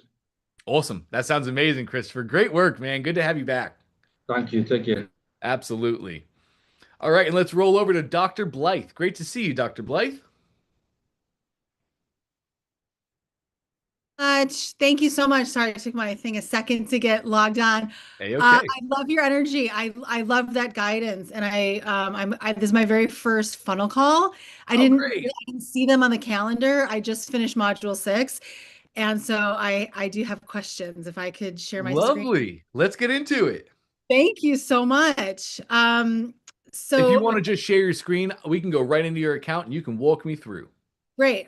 Here's my account. For one thing, I set up my domain like a week ago, but it's still not being set up. It's still, for some reason, these things are like moving. Interesting. Scroll me down, please. Okay. Okay, it looks like we have some record issues. I'm seeing your TXT and your CNAME showing red. Let's really quick check the connection there. What does that mean? Check connection. Okay, so all these records, these are check connection. I'll click the button that says check. Check connection. Okay. Oh, we're unable to connect. However, yes. Okay, we're restarting the setup process. Okay.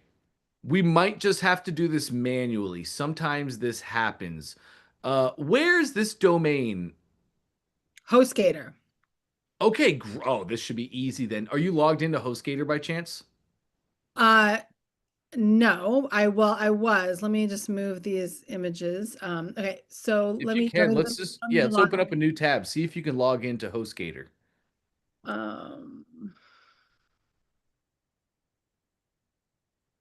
Bingo. Sure, if I could even know my login. Let's see. Portal should be what we're looking for.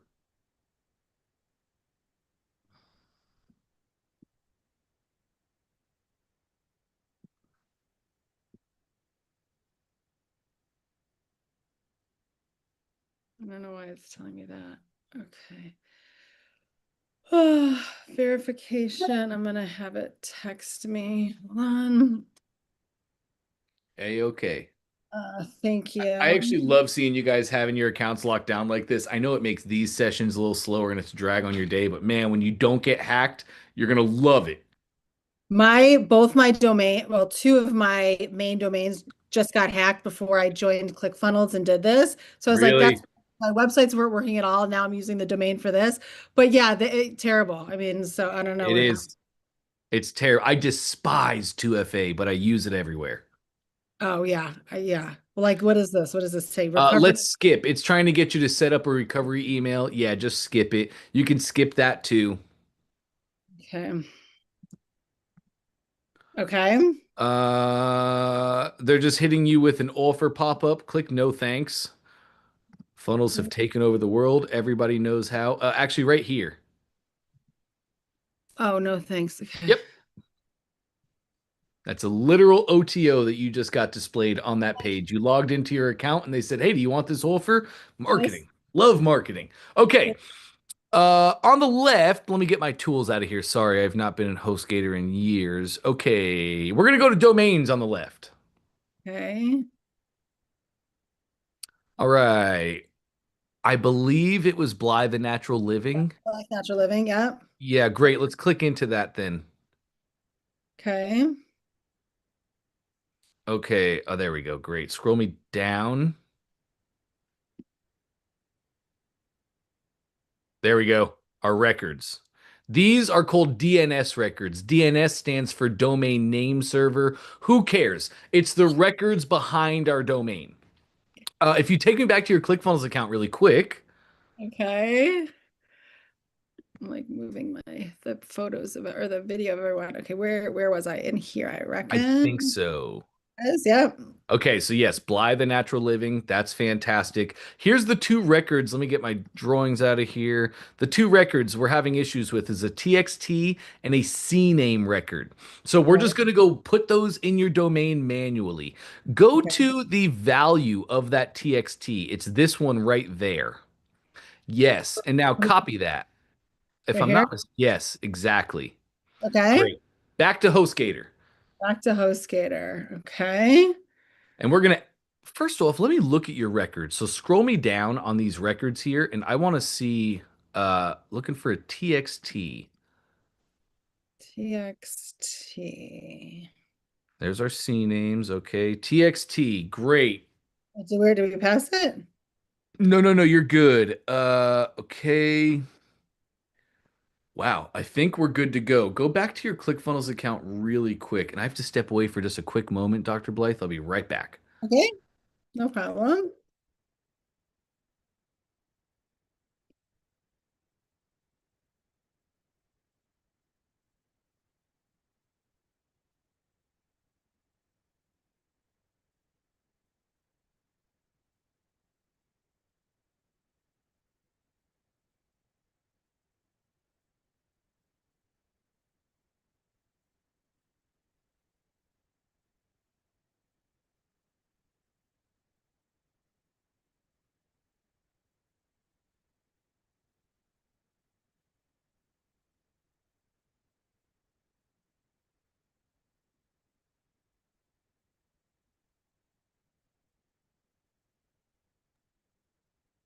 Okay, so in ClickFunnels now, I'm looking at, I can see the type of record. You can always see at the very top what these are. So the type of record is a TXT.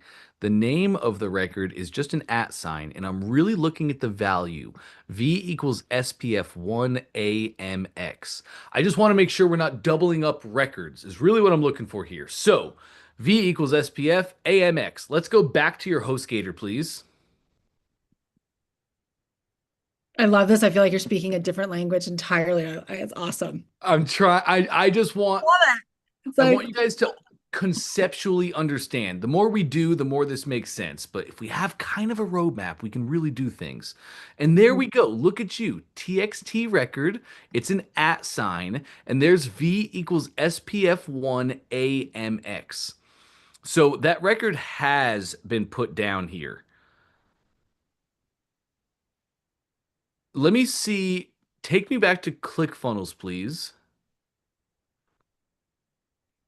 And now we're going to look at the C name. And the C name is mailer.myclickfunnels.com. And the name is CF2 Mail. So let's go take a look back at HostGator, please. And we're going to find your C name records. I think if you scroll down the whole page itself, we can make this box bigger. Nice. Okay, and let's see if that scrolls down anymore. I don't think it will. Yeah, there we go. We're at the end. Let's go up to our C names. They're going to be up just a little more. We're super close. Okay. And I don't see that C name. I don't. Okay, great. So let's make your C name record really quick. Take me back to ClickFunnels, please. We're going to copy this mailer@myclickfunnels.com. Great. And back to HostGator. Top right, we're going to scroll up on the page now. Not that far. Sorry, just a little bit down. Add record, blue button. Bingo. A single record. Yep. The type is going to be a C name. Great. You can leave that. That should be fine. Refers to. Oh, gotcha. No, don't put that yet. We're going to go grab that in just a second. We're going to put the value, and that's the alias. So paste in there what you copied. Great. Back to ClickFunnels. Now we're going to grab on the C name this one, the CF2 mail. Yes. Yes. Yes. Perfect. that's what it refers to. Oh, it doesn't let me pay. Oh, other. Click other. There it is. Host name and paste. Bingo. TTL is 4 hours. That's fine. Go ahead and add. Great. Allowed 24 hours. So scroll me down to your TXT again, please.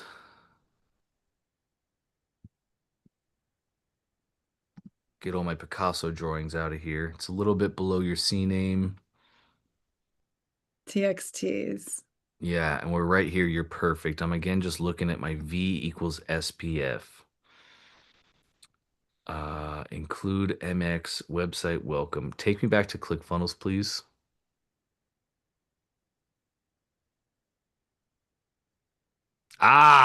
Okay. So if you look at, for the TXT record, if you look at the value, we can see that our value is different than the one that you have. Ours has include mailer.myclickfunnels.com, where yours didn't. Take me back to HostGator, please. Let's take a look at, let me get all this out of here.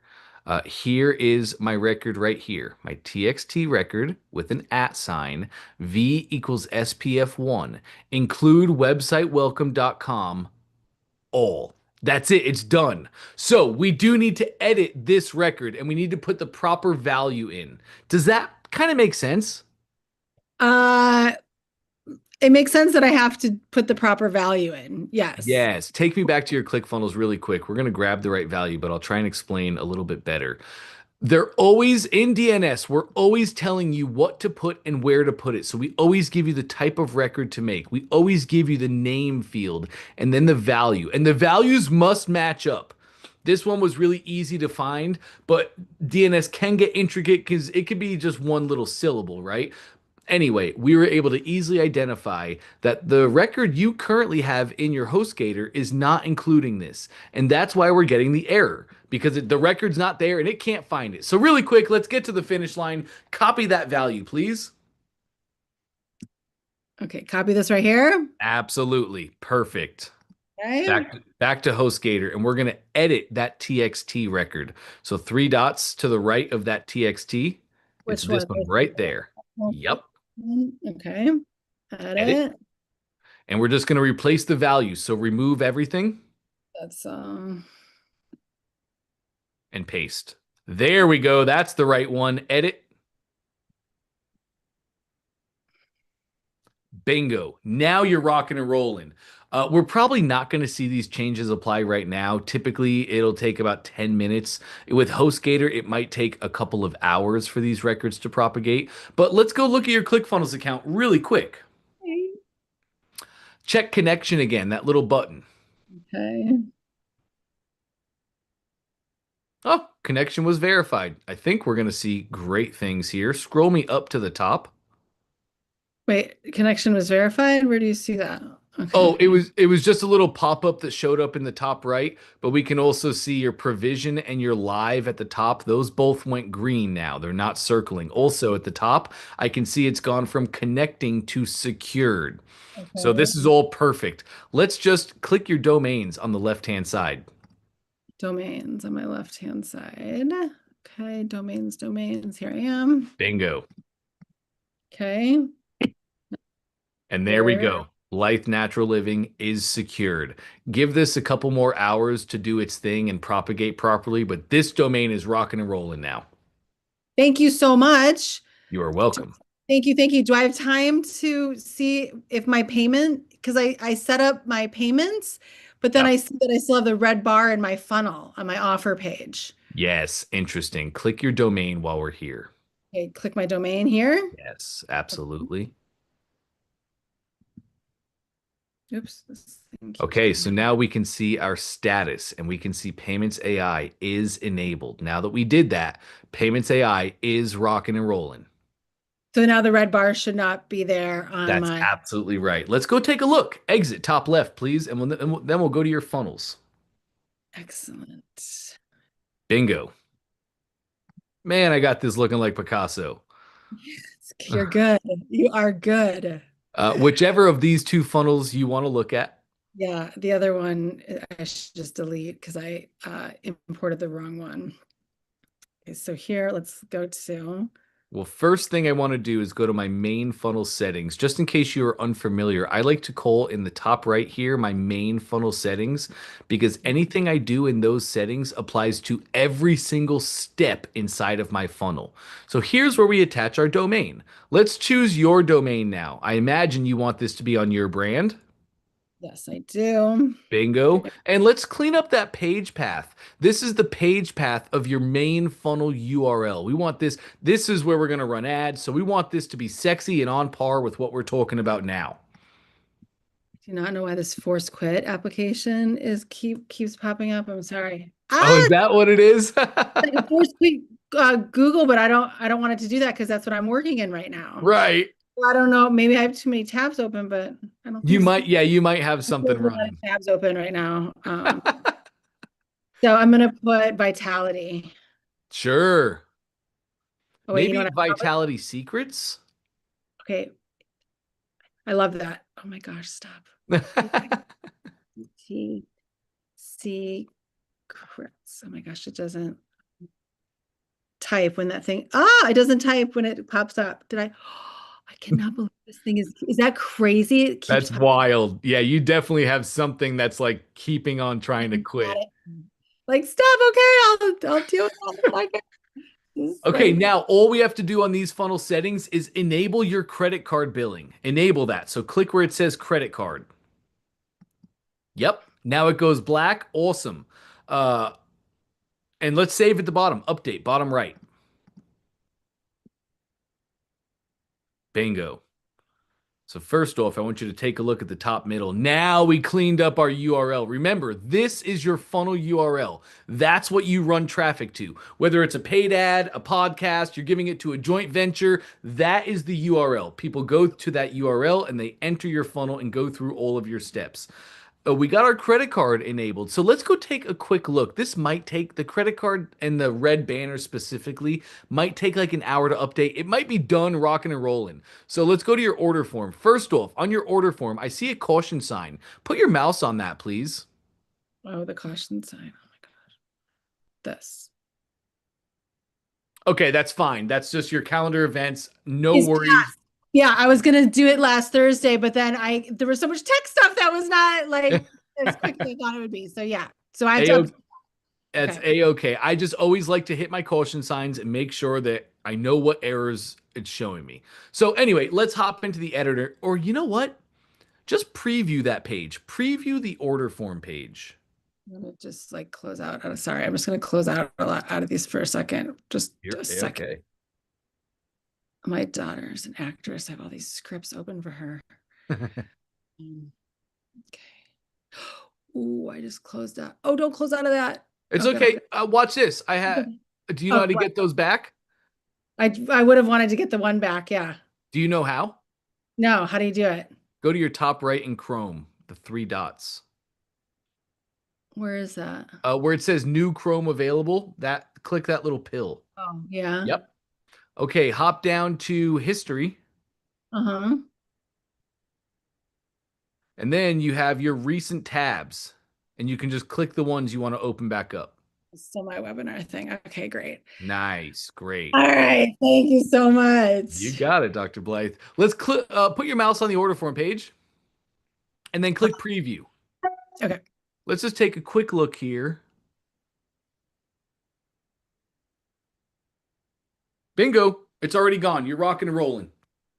What does it say? This funnel is in sandbox. Oh, because it's in test mode still. Yes. That's exactly right. The red bar is now gone from your order form. You can go through, you can test, you can do the thing. I can do the thing. You can do the thing. Here's how I like to test, Dr. Blythe. When you're first running your initial tests, definitely when you're first running your initial tests, oh my gosh, I'm sorry. Give me 2 seconds. It's my wife. I'll be right Go back. ahead. No, of course, of course. Yes, of course. Hey, honey.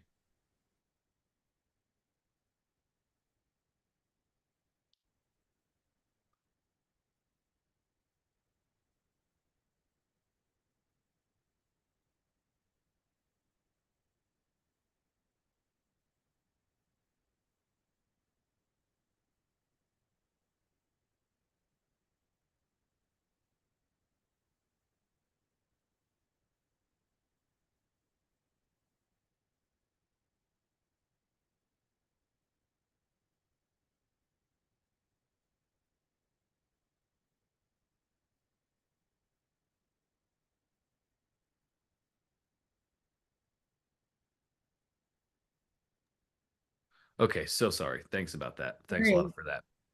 No, of course. Here's how I like to test. When you're first running your initial tests, just use the test credit card number. Super simple, easy peasy. You just want to test out functionality. And when you're initially testing, you're probably going to just make a bunch of random tests, right? When you're done with your initial tests and you're ready to run a final test, I always recommend that you run a test live. You want to make a live purchase, just like a customer does. But now you have a $3,000 product, so it's like, wait, I have to go buy my product, and it's my money anyway. Sure, it goes to my business, and I'm losing 1.5% on some charges. Here's what I like to do. When I'm ready to run a live test, I make my product $1. So I'll go to my product, I'll make it just $1, and I'll go run a live purchase on $1. I don't have to refund myself. I could care less about $1. I don't have chargebacks on my payment processor. If it works on $1, it'll work at 3,000. Smart. Thank you. Cool. Yes. Very good. Now it's like the product. So you set up the product, which I did, the principles product, but then inside the product are all the products in the stack, right? So those are like adding the courses inside the product, right? But then the product is the membership, right? Because right here, this is what I'm confused on too. So this is the delivery page, like this fulfillment page, right after the order form, and it says a link to the membership site, right? So then it's like, so they get the membership because they bought the principals program. So where do I get?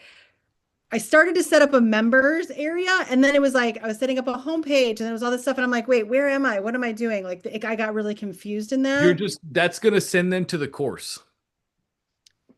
Okay, so where do I get the link that I'm supposed to put here in this fulfillment page? Great question. Let's just open up a new. I see you have a ton of ClickFunnels tabs open. Go to your next one to the right. Let's just see what we have Right, in because there. that was my question on emails. I haven't figured out where to add the actual text in the email. Like I can show you that as I well. send my the blast to my entire list to Yep. opt into the webinar, but I'm like, I don't get it. How am I doing that? Just click that button right there, design email. And there we go. Now you would have to choose a template. Just like I said before, classic email templates 1, 2, and 3. 1, 2, and 3 are my favorite. They're clean, they're simple, they look great on both desktop and mobile. So feel free though, take your time, look through it. We have a ton of great templates here. Once you choose a template, that's how you do it every time. You just click edit design. Okay.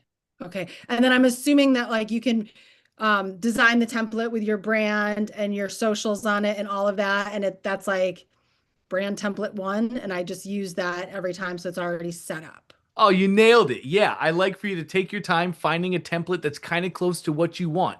Take your time on this first email, build it, design it the way you want it to be. And then, yes, you have your own template and you reuse that template over and over and over. So then when I save to my templates, then when I pick that, it'll already have everything already in there. Yes. You can either use my templates or previous emails. Any previous emails that you send are always stored, and you can just pull up a previous email and use that as well. Okay. Yep. Well, because what I do with my previous providers, I always just duplicate the email and then go in there, take out the text, put in the new text, take out the old picture, put in the new picture. Is that like I can do the similar thing of like duplicate it then? You definitely could. I would tell you though, after you make your first one, just save it as a template. And you don't have to clone and duplicate. You just make new emails and use that template. It'll save a couple steps. Very good. Thank you. Okay. Awesome. Yeah. So you were telling me where to get the members link then. Oh, yes, that's right. We're going to go to courses on the left-hand side. There it is. Actually, don't do it here. You were playing with your email here. Take me up to your middle. Yeah. This one? That one? You can probably go to that one. No, No, that's your course. Take me to this tab, the one I just marked on. Oh, wait, that one. Yeah. And now at this is just a preview of your page. So at the very top in your search bar, type in myclickfunnels.com. Like in the search bar, the URL bar. Is this my search bar right That here? is. Yes, it is. Myclickfunnels.com? Myclickfunnels.com. All one word? All one word. Yep. Funnels. You put funnel. Just put an S after that. Oops, did I do it? Yeah, okay. You did. You're great.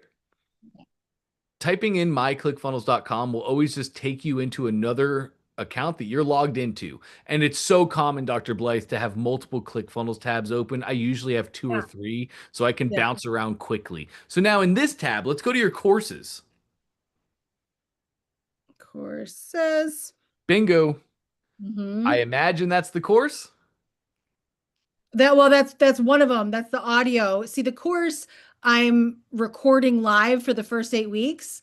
And so I need Yes. to create it and then drip it in, I guess, like it says. So I still need to create that part, but that's one of the bonuses in there.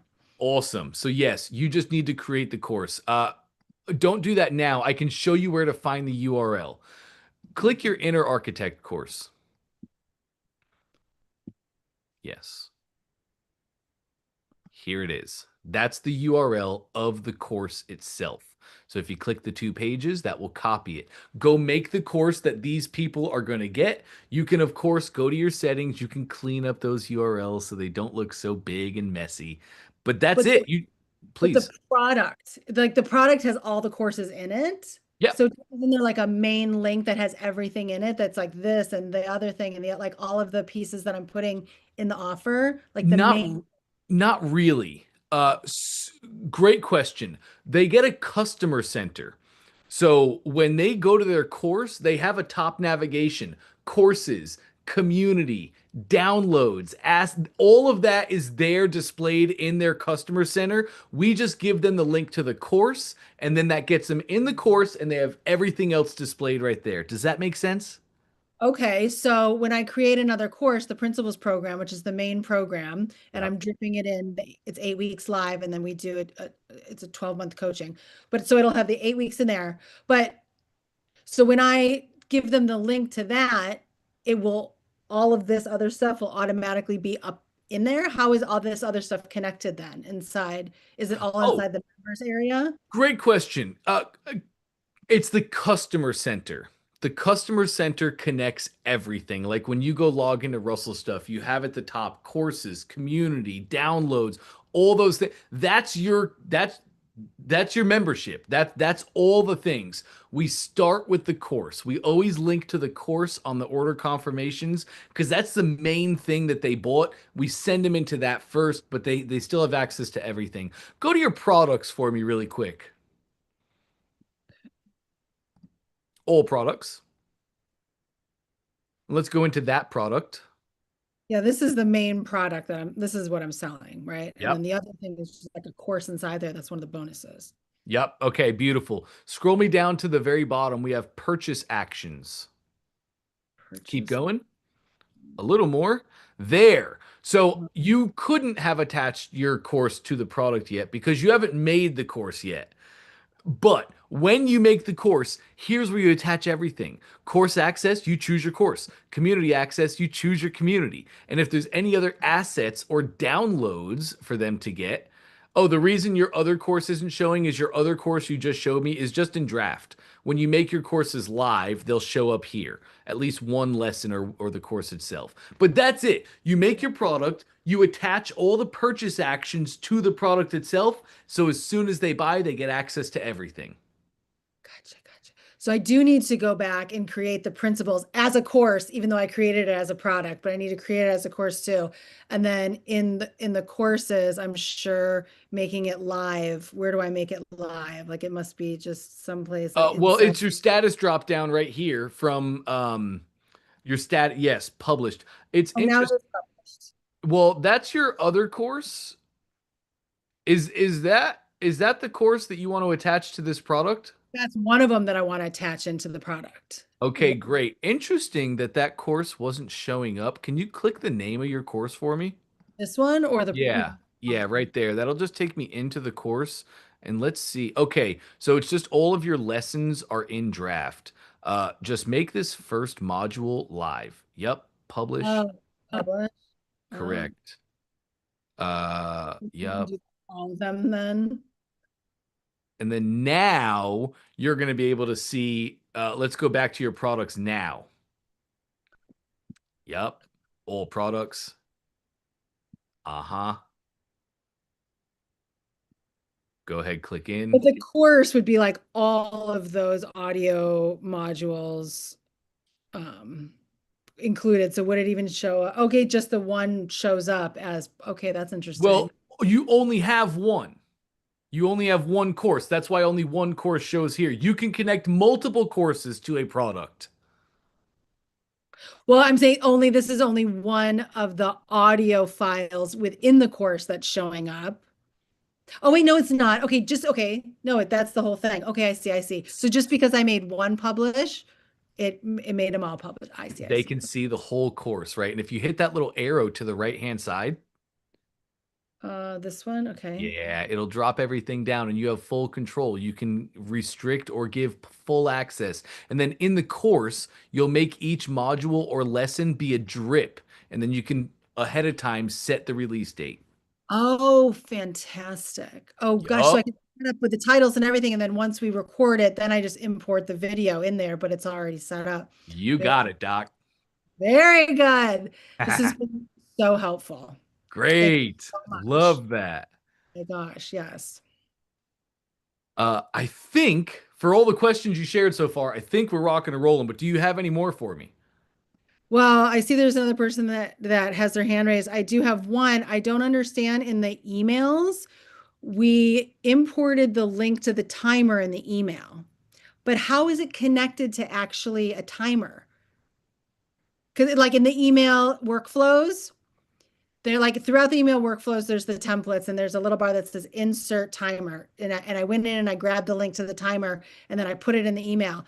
But I'm confused of how that's actually going to be connected to a date. And going to them at the right time, correct? Yeah, like how is Yeah. that going to be?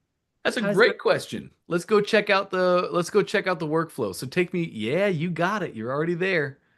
Bingo. Let's click any of that blank space, like where I just marked, and that'll just take me out of the editor.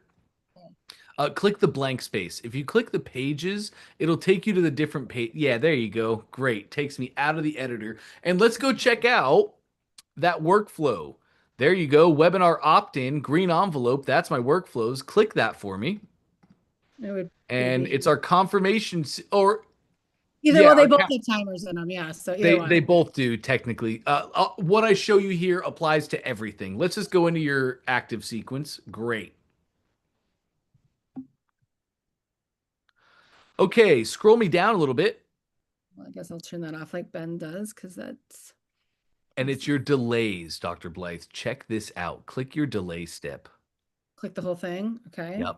Now, we have a relative delay, which is relative to when they opted in. But we also have a day of the week delay. And that's what you're going to want to use. Click day of the week. And then you can have this email go out at a time and a day of the specific week. So as you're getting to your emails and you're like, oh, I want one email to go out Thursday at 11 a.m. You make your delay a day of the week delay. And then as soon as that day happens, the delay fires and that email goes out. Okay. However, I love that. However, what I'm referring to is inside the email. Let me show you. Mm-hmm. To edit that email, 3 dots. And then edit email. There's one in this email.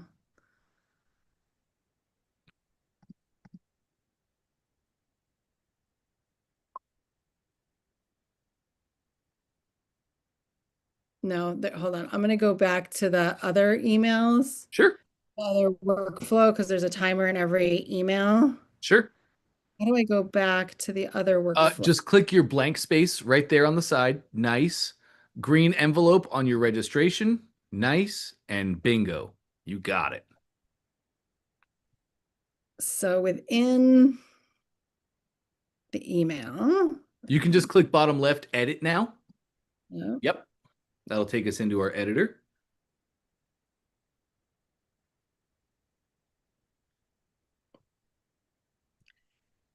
So I'm sorry, I'm keep moving the,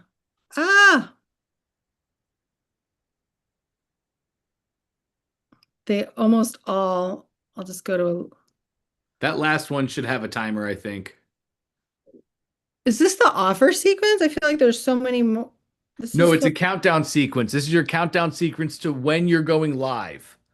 Oh, okay. So I'm talking about the offer sequence where the offer cart is closing. Gotcha. So where like here, that's after the webinar. Okay, right. Not quite. That's our waiting room. We're going to go to our order form step. Is that where the So just, workflow yeah, click your blank attached space. now? Is that where what? That the email workflow is attached? Absolutely it is. But I Scroll don't me up. see email workflow attached to that. Oh, we don't have one attached there. Okay. It's here that Okay. that Ben told us to, but yeah, it's the offer close down. Okay. Sure. This one, there's a timer in all of them. And let me just go down to one that I'm pretty sure they're in all of them, but because I added them.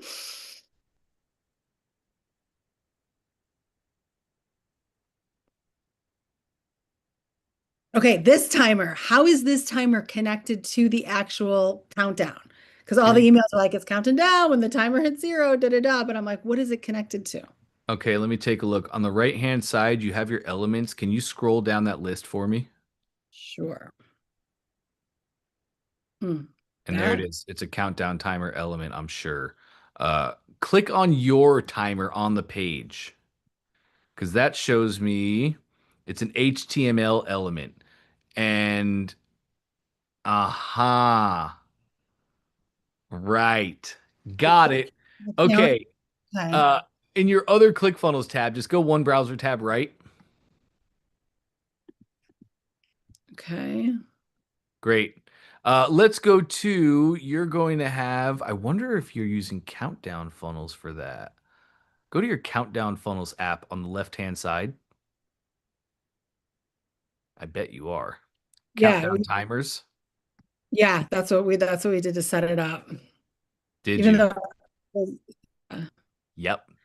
So that's exactly what you did. You're making your countdown timer, and then you're embedding them in the emails. So click that timer for me. Okay. Or the settings of it, excuse me. Yeah. I might have set it up to be October 23rd. Right here. That's the code. Wait, where is the code? Where is your cursor? Oh, okay, Yep. that. So that's an embed code, and you copy that code. You're clicking those copy buttons, and then you're embedding that code in the email using an HTML element. Where do I change the date? Because when I set this up, I originally, like, you're changing the date every week anyway. So do I have to go in here and change the date every week? Yes, that's an easy way to do it. So where do I change the date? Scroll me down. Expiration. Expiration. Okay. Maybe not. Go to labels. Click labels for me. Yeah, it's just going to be that. Keep going up.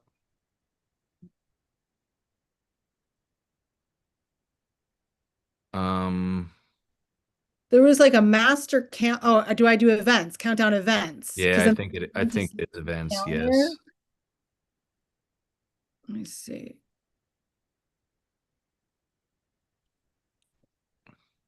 So this is what I'm confused about, because if every week, maybe you don't have to change it every week because it's like the same, because I'm supposed to clone this, right?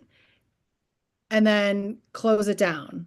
So if I clone it and all the timers are set up, like maybe I don't have to change it, but I would have to change the date, right? Because if it's going by a date, because that's how I set it up, by a date, right? Yes. I don't know. It's so funny, Dr. Blythe. I have Prime Movers. I bought it, but I just haven't had time to go through any of it yet. It's ridiculous. So I believe you're in the right place. I haven't seen how Ben has you setting these up, but this is exactly right, changing the event. But I wonder, you're using a one-time event, and I have to wonder if a recurring or hybrid isn't a better option for you. Go to hybrid for me really quick. Yes, you're right. Yeah, there it is. So you can choose the day of the week, and then keep it on day of the week, and then you can choose the actual day below, and that would be Thursday. And then have your start time as well. Whatever, if your webinar goes at 2 p.m., make sure the start time is the right time. And this should work perfectly for you. Don't have to update every week. That timer is just constantly kicking down to a Thursday. Yeah, because that's like I was like, because there's no video about that. There's no video about like these like details, and you're just like, how is that happening? Like okay. So fantastic. No, I need to save it, update it. Okay. Great. Absolutely so helpful. I hope everyone got value out of that. I really do. I appreciate your time so much. Now you are more than welcome. Those are great questions. I think everybody got a lot of value.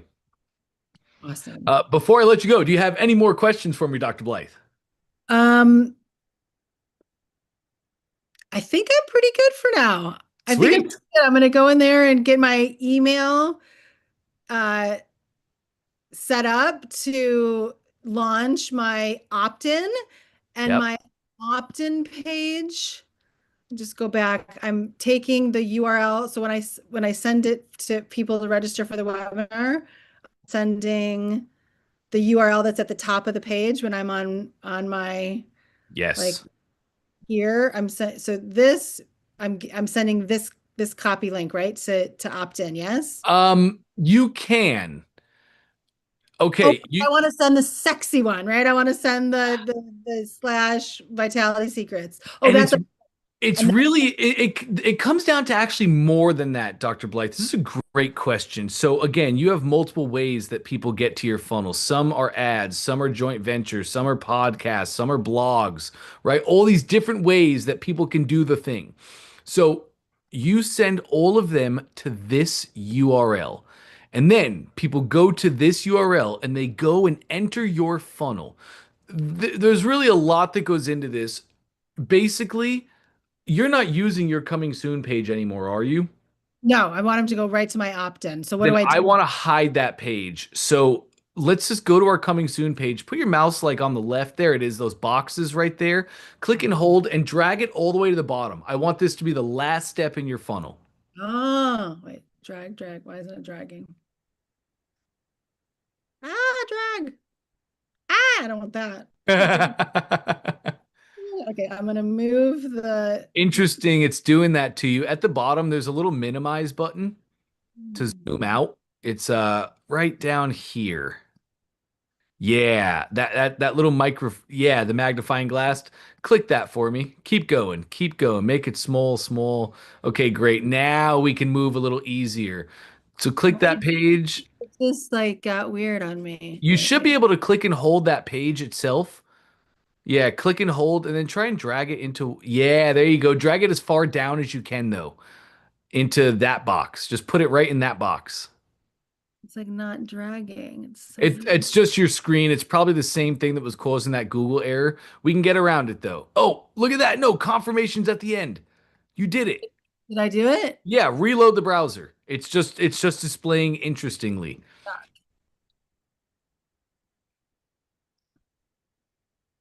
Oh wait, no, it didn't do it. Okay. Right. Okay. So no worries. Minimize. Oh, no, that's plus. Ah! Just hit the little one next to it, the minimize icon. There we go. I couldn't see it from my. Okay. It's this one, the one to the right. Yes. All right. Great. Okay. All right. Now, click your three boxes on the coming soon page. Yep, you got it. Click and hold and just drag it as far down as it'll let you. There. Now we're moving. Great. Okay, and put it at the end below right here. Put your mouse on that white box yep, and drop it.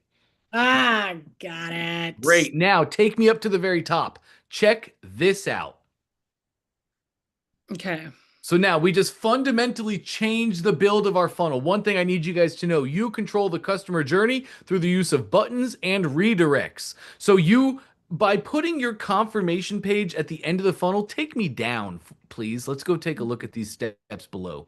This is so important to know about funnels. You control the customer journey through the use of buttons and redirects. So you have a coming soon page. Take me up above that.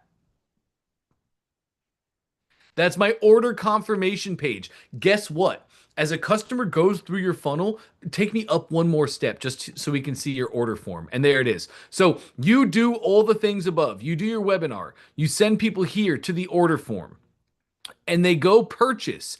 When they purchase, they're taken to the next step in the funnel, the order confirmation. And you control the customer journey through the use of buttons and redirects. So all of your buttons on the confirmation page, take them elsewhere, to the course, to the community, to follow you on socials. There's no, scroll me down just a little bit more now.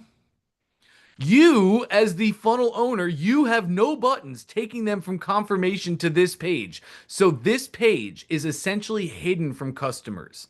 They're never going to see it. We can keep it here just in case you ever want to throw a quick coming soon page up. Just drag it to the top. And you can fundamentally change your build like that. Does that make sense so far? Love it. Yes. So good. Now, here's why I want to do this for you this way. Take me back to the top. Okay.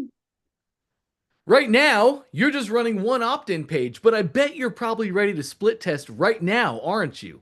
Sure, absolutely. Absolutely. Data. We need data. So Yeah. let's make your first split test. Click the 3 dots. Okay. And then split test page. We're going to split test this exact page.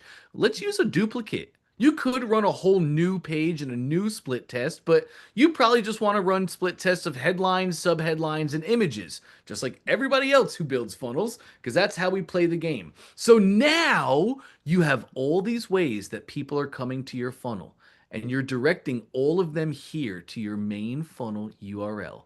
Whether somebody clicks on your ad or your blog or your podcast, it doesn't matter. They go to this URL and now they enter the funnel and they're going to enter a split test right away. Does that make sense? So the system chooses which one they see? Is that what you're saying? Yes, no, you choose which one they see. I'll show you how to set this up.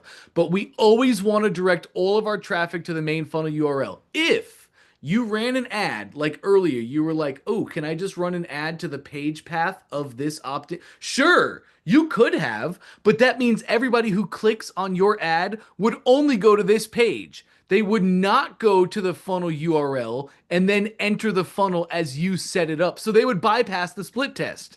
Does that make sense? Okay, yeah. Great. I can give you 100 more examples for this, but I don't want you guys running ads right to the URL of the page. I want you running ads to the main funnel URL. So as you're tweaking, editing, and changing all the things in your funnel, your ads are still going to the right place. Your customers are still going through the right customer experience. Gotcha. So But how do you good. choose between which one they see? Great How do you- question. That's my split test step. You can see right now we have 100% of our traffic going to the control, 0% going to the variation, but you set that up. So click your split test. What does that mean? Just click the step. Yep. Okay. You have a traffic slider. Put it in the middle. Okay. 50-50. Apply the change.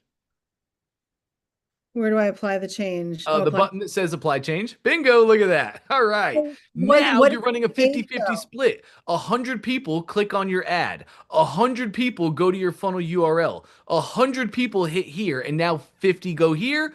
50 go here. You have your analytics and your stats at the bottom of each page. You can easily see which page is converting the best. And now we're split testing like a psycho. So I have to edit this, right? Is this just the Yes. exact copy and then I'm going to go in and put a new headline in and do that? That's You got fun. it. Yep. So before I do that, I'm going to take it back to here. Sure. Until I build that page, right? Yep. And then when I'm ready, which like I want to start promoting this, I just take the test mode off. That's exactly right. When you're ready to go live, you just take it out of test. Do you know how to do that? No.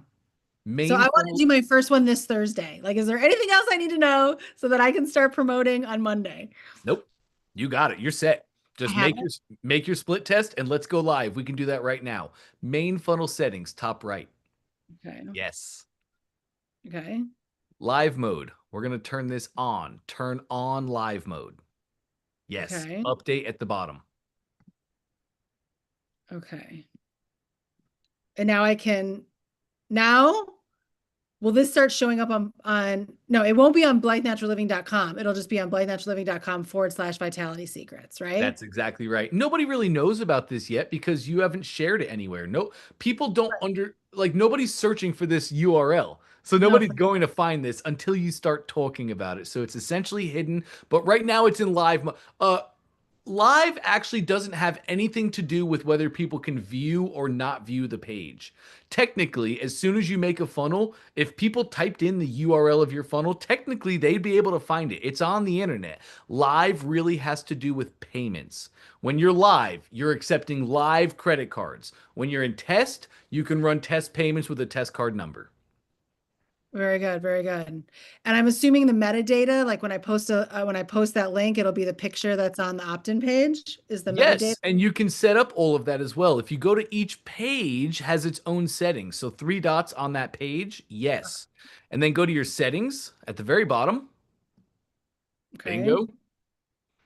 And now we have our sharing image. We have our SEO description, our SEO title. You're going to set all that up on each page. Yep. On each page. Very good. Okay. Yes. Because, and you do this in the main funnel settings as well. Like your funnel itself will have a sharing image if you share the funnel URL, but then you can do it on each page as well. And I recommend you guys do it on the funnel settings and each page. Last thing I want to show now that we're here is index in search engines. This means will this URL index in Google, Yahoo, AIM, or AOL, whatever they're using. For your action pages, index them like a webinar opt-in page. Index that because that's the page I want Google to pull. The rest of my pages, my confirmations, probably in this case, even the order form, we do not want to index. I want all my traffic pushing to an opt-in. Awesome. Very good. Okay. Okay. Thank you. Great. That's so important. So It is so important. important.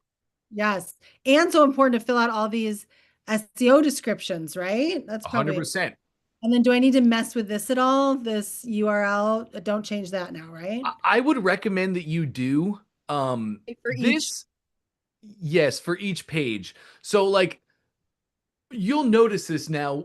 Go click on somebody's ad that you see on Facebook, right? And do it on your computer. And you'll see when you're on their funnel, you'll see their URLs. You're still going to see those in the search bar. So you do still want these to be cleaned up. And we definitely don't want sales page. We definitely don't want order form, right? A lot of people view on mobile, and when we're viewing on mobile, we don't see URLs like we do on desktop. But just in case, you definitely do want to have those cleaned up, sexy, and on par. So if this is the sales page, what would you have it Well, say? this isn't the sales page. This is actually your opt-in page, if I'm not mistaken. Scroll me up a little bit and let's see. I think we're as high as we go, actually. Yes, that was your opt-in page. So click your 3 dots on the opt-in page again. Yup, settings. Yup. And then we probably want this to be register. That's all it needs to be. Register. Or vitality secrets dash registration. Register is simple, right? Register. That's simple. Yeah. I'm gonna be working this webinar until it really whistles. So I might as well. I love that. Your title says sales page, so you don't have to update it now. Just make sure to go through, clean that stuff up, and I'd like you to do it today.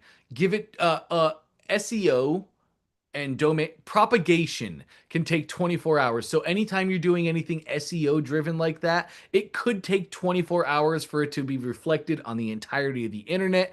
Do it now. You'll be rocking and rolling by Monday.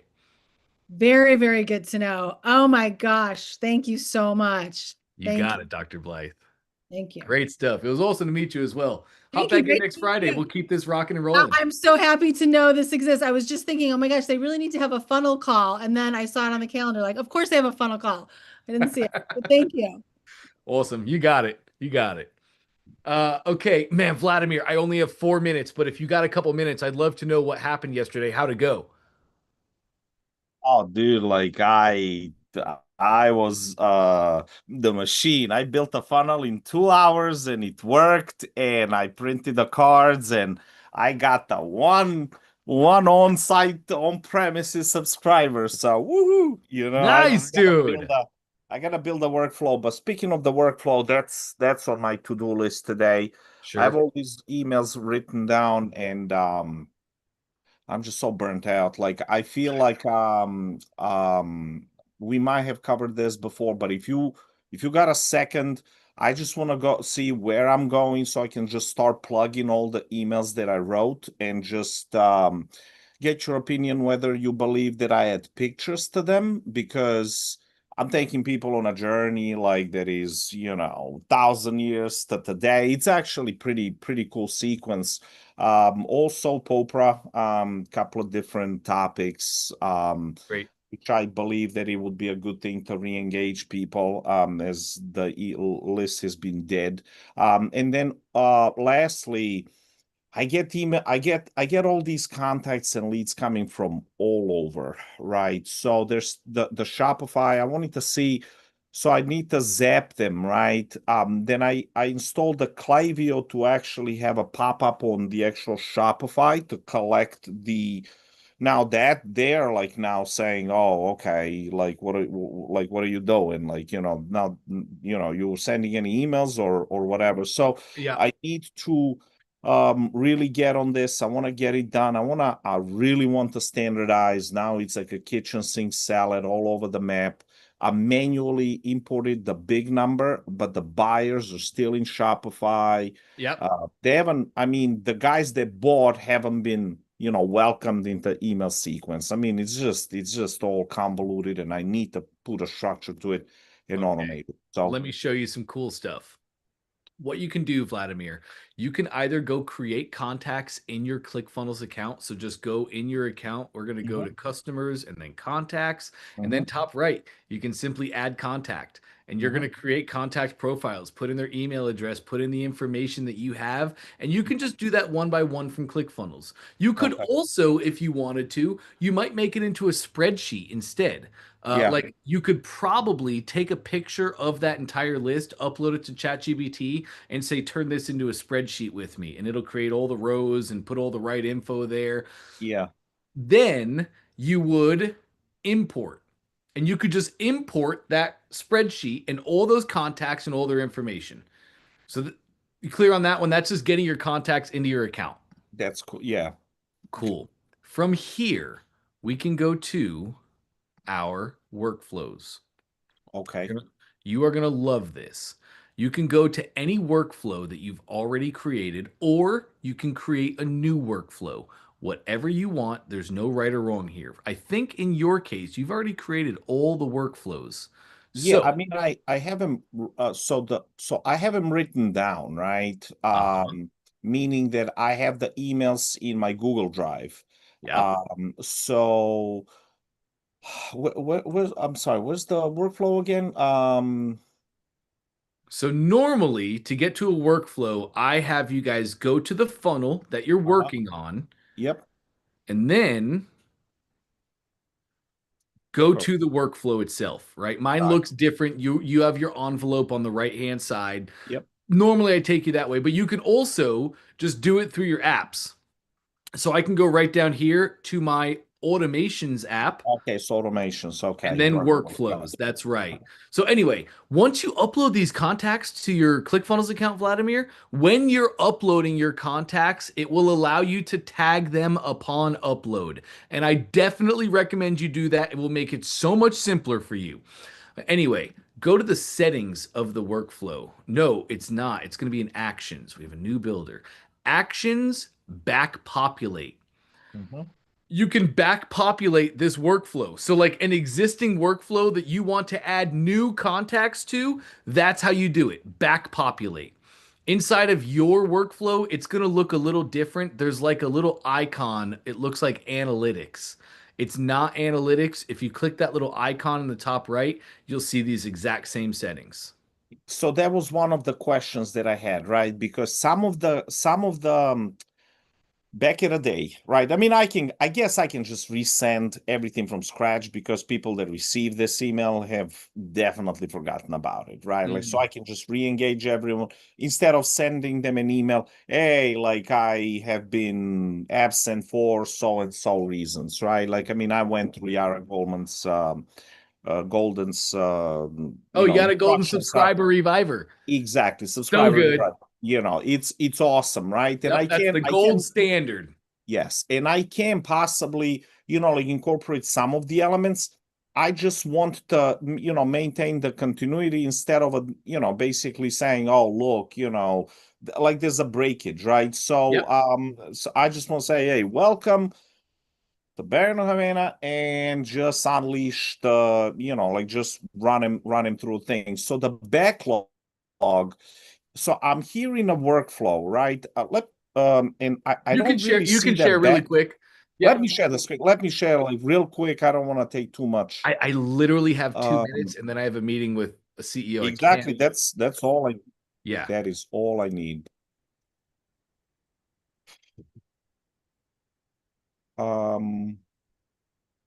Okay. Gotcha. So Perfect. here is all right. So here is right. So here's the workflow, right? Mm-hmm. And this is just one of them, right? That's a card abundance. Let me actually get the right one. I don't want that one. I want the reviver of the list, right? And it's active. I mean, it's 0, 1. I don't Active even just know. means that the status is turned on. It's active and people can go through it. If it's inactive, it's not firing. They will not receive the emails. But you see, like there's nothing in it. I mean, like I don't know what's that. That's what I'm saying. I mean, like Yep. sometimes I'm just tired. I'm just clicking these buttons like giants, hoping for the miracle, man. Hoping that let me disable this before I get in trouble, because I had some gibberish emails going out the other Sure. day as a follow-up. All right, so workflow now, the I have the tags, right? Like, and let me just oh, this is I'm sorry, this is incognito. This is not gonna work. I'm sorry. Let me just quickly show you what I got, and others might actually find it useful, hopefully. So I feel less bad. As I want to show you this. All right, so we are going to automations, right? Mm-hmm. Automations and then workflows. Is that in funnels? Uh, Yes, funnels, automations, workflows. Awesome. Bingo. All right, welcome emails, wedding, snow, order, no. Yep. No, I need the reviver. Oh, Are you trying to figure out how to back populate? yeah, so that's so because it's the tags, right? Or the back, if I'm back populating, if I'm just gonna shoot the email to everyone at the same time and just send 2 emails, basically repeat the emails that somebody got a long time ago, then I don't need to repopulate anything, right? I just need to tag the guys that are like that the contacts, right? So what I Exactly would right. actually what I have right now, since I had the weddings, right, and that went great 2 days ago, the funnel that I built 2 days ago, we generated about 20-30 people on the spot that were scanning, and they're all now going through a funnel. But I'm gonna add them later. But in this particular case, I just want to see how I like like how do I start now sending him emails, right? Like how do I Just back populate it. It's so easy, Vladimir. cool. Click your icon top right. That's Back populate. Yeah, you don't have anything created, so you can't back populate. That's why it's grayed out. But when you make your workflow, just back populate, and you can do it to your whole entire list when you go through the process. Easy. gotcha. No, so I'm just gonna create this email sequence again, and I'm just gonna Yeah. fire it out. Now I'm using the Just make your traditional. first 5 too, Vladimir. I'm sorry, I'm so short on No, time that's now. fine. But make your first 5 emails and then put a pause step at the end. That way you can just start. Like you can have an email for every single day next week, Monday to Friday. Pause it, and that'll give you tons of time. You can go back later on and finish the whole workflow. And lastly, do you advise me like adding pictures or not adding Do pictures? emails? Yes. I'm a huge fan. You as well, Dr. Blythe. I'm a huge fan of pictures when they work. Not every email out. It just varies. It really depends on the email itself, Vladimir. There's some soap opera stories that you're probably going to tell, and you might just have really good telling abilities where you're talking about it was 6:30 a.m. The golf course Yeah. was just opening. I could smell the gasoline from the greens being mowed as the sun peaks over the hill, right? You don't need to have an image there. You can just Yeah. paint that picture, but you might want to be showcasing like our premium leaflets that our cigars are rolled in. And in that case, it would require an image. And the reason why I'm asking is not necessarily for the visual, the customer appeal, but for the deliverability, right? Like, so the system doesn't less believe that there's images is commercial. better for deliverability for sure. Okay, fair enough. But you will have emails that require an actual image. No, of course. Don't be scared to use it. Gotcha. Thank you so much, Dante. Have a great weekend, bud. You got it, Vladimir. You too, man. Great work. Great work. All right, gang. I am sorry I'm late for a meeting. That was awesome today. Love getting to hang out with you experts. That was absolutely fantastic. Great work. We're gonna hit the week strong next week. Again, I'll be looking forward to seeing all of our experts on Friday. For now, have an amazing rest of your weekend, and I'll catch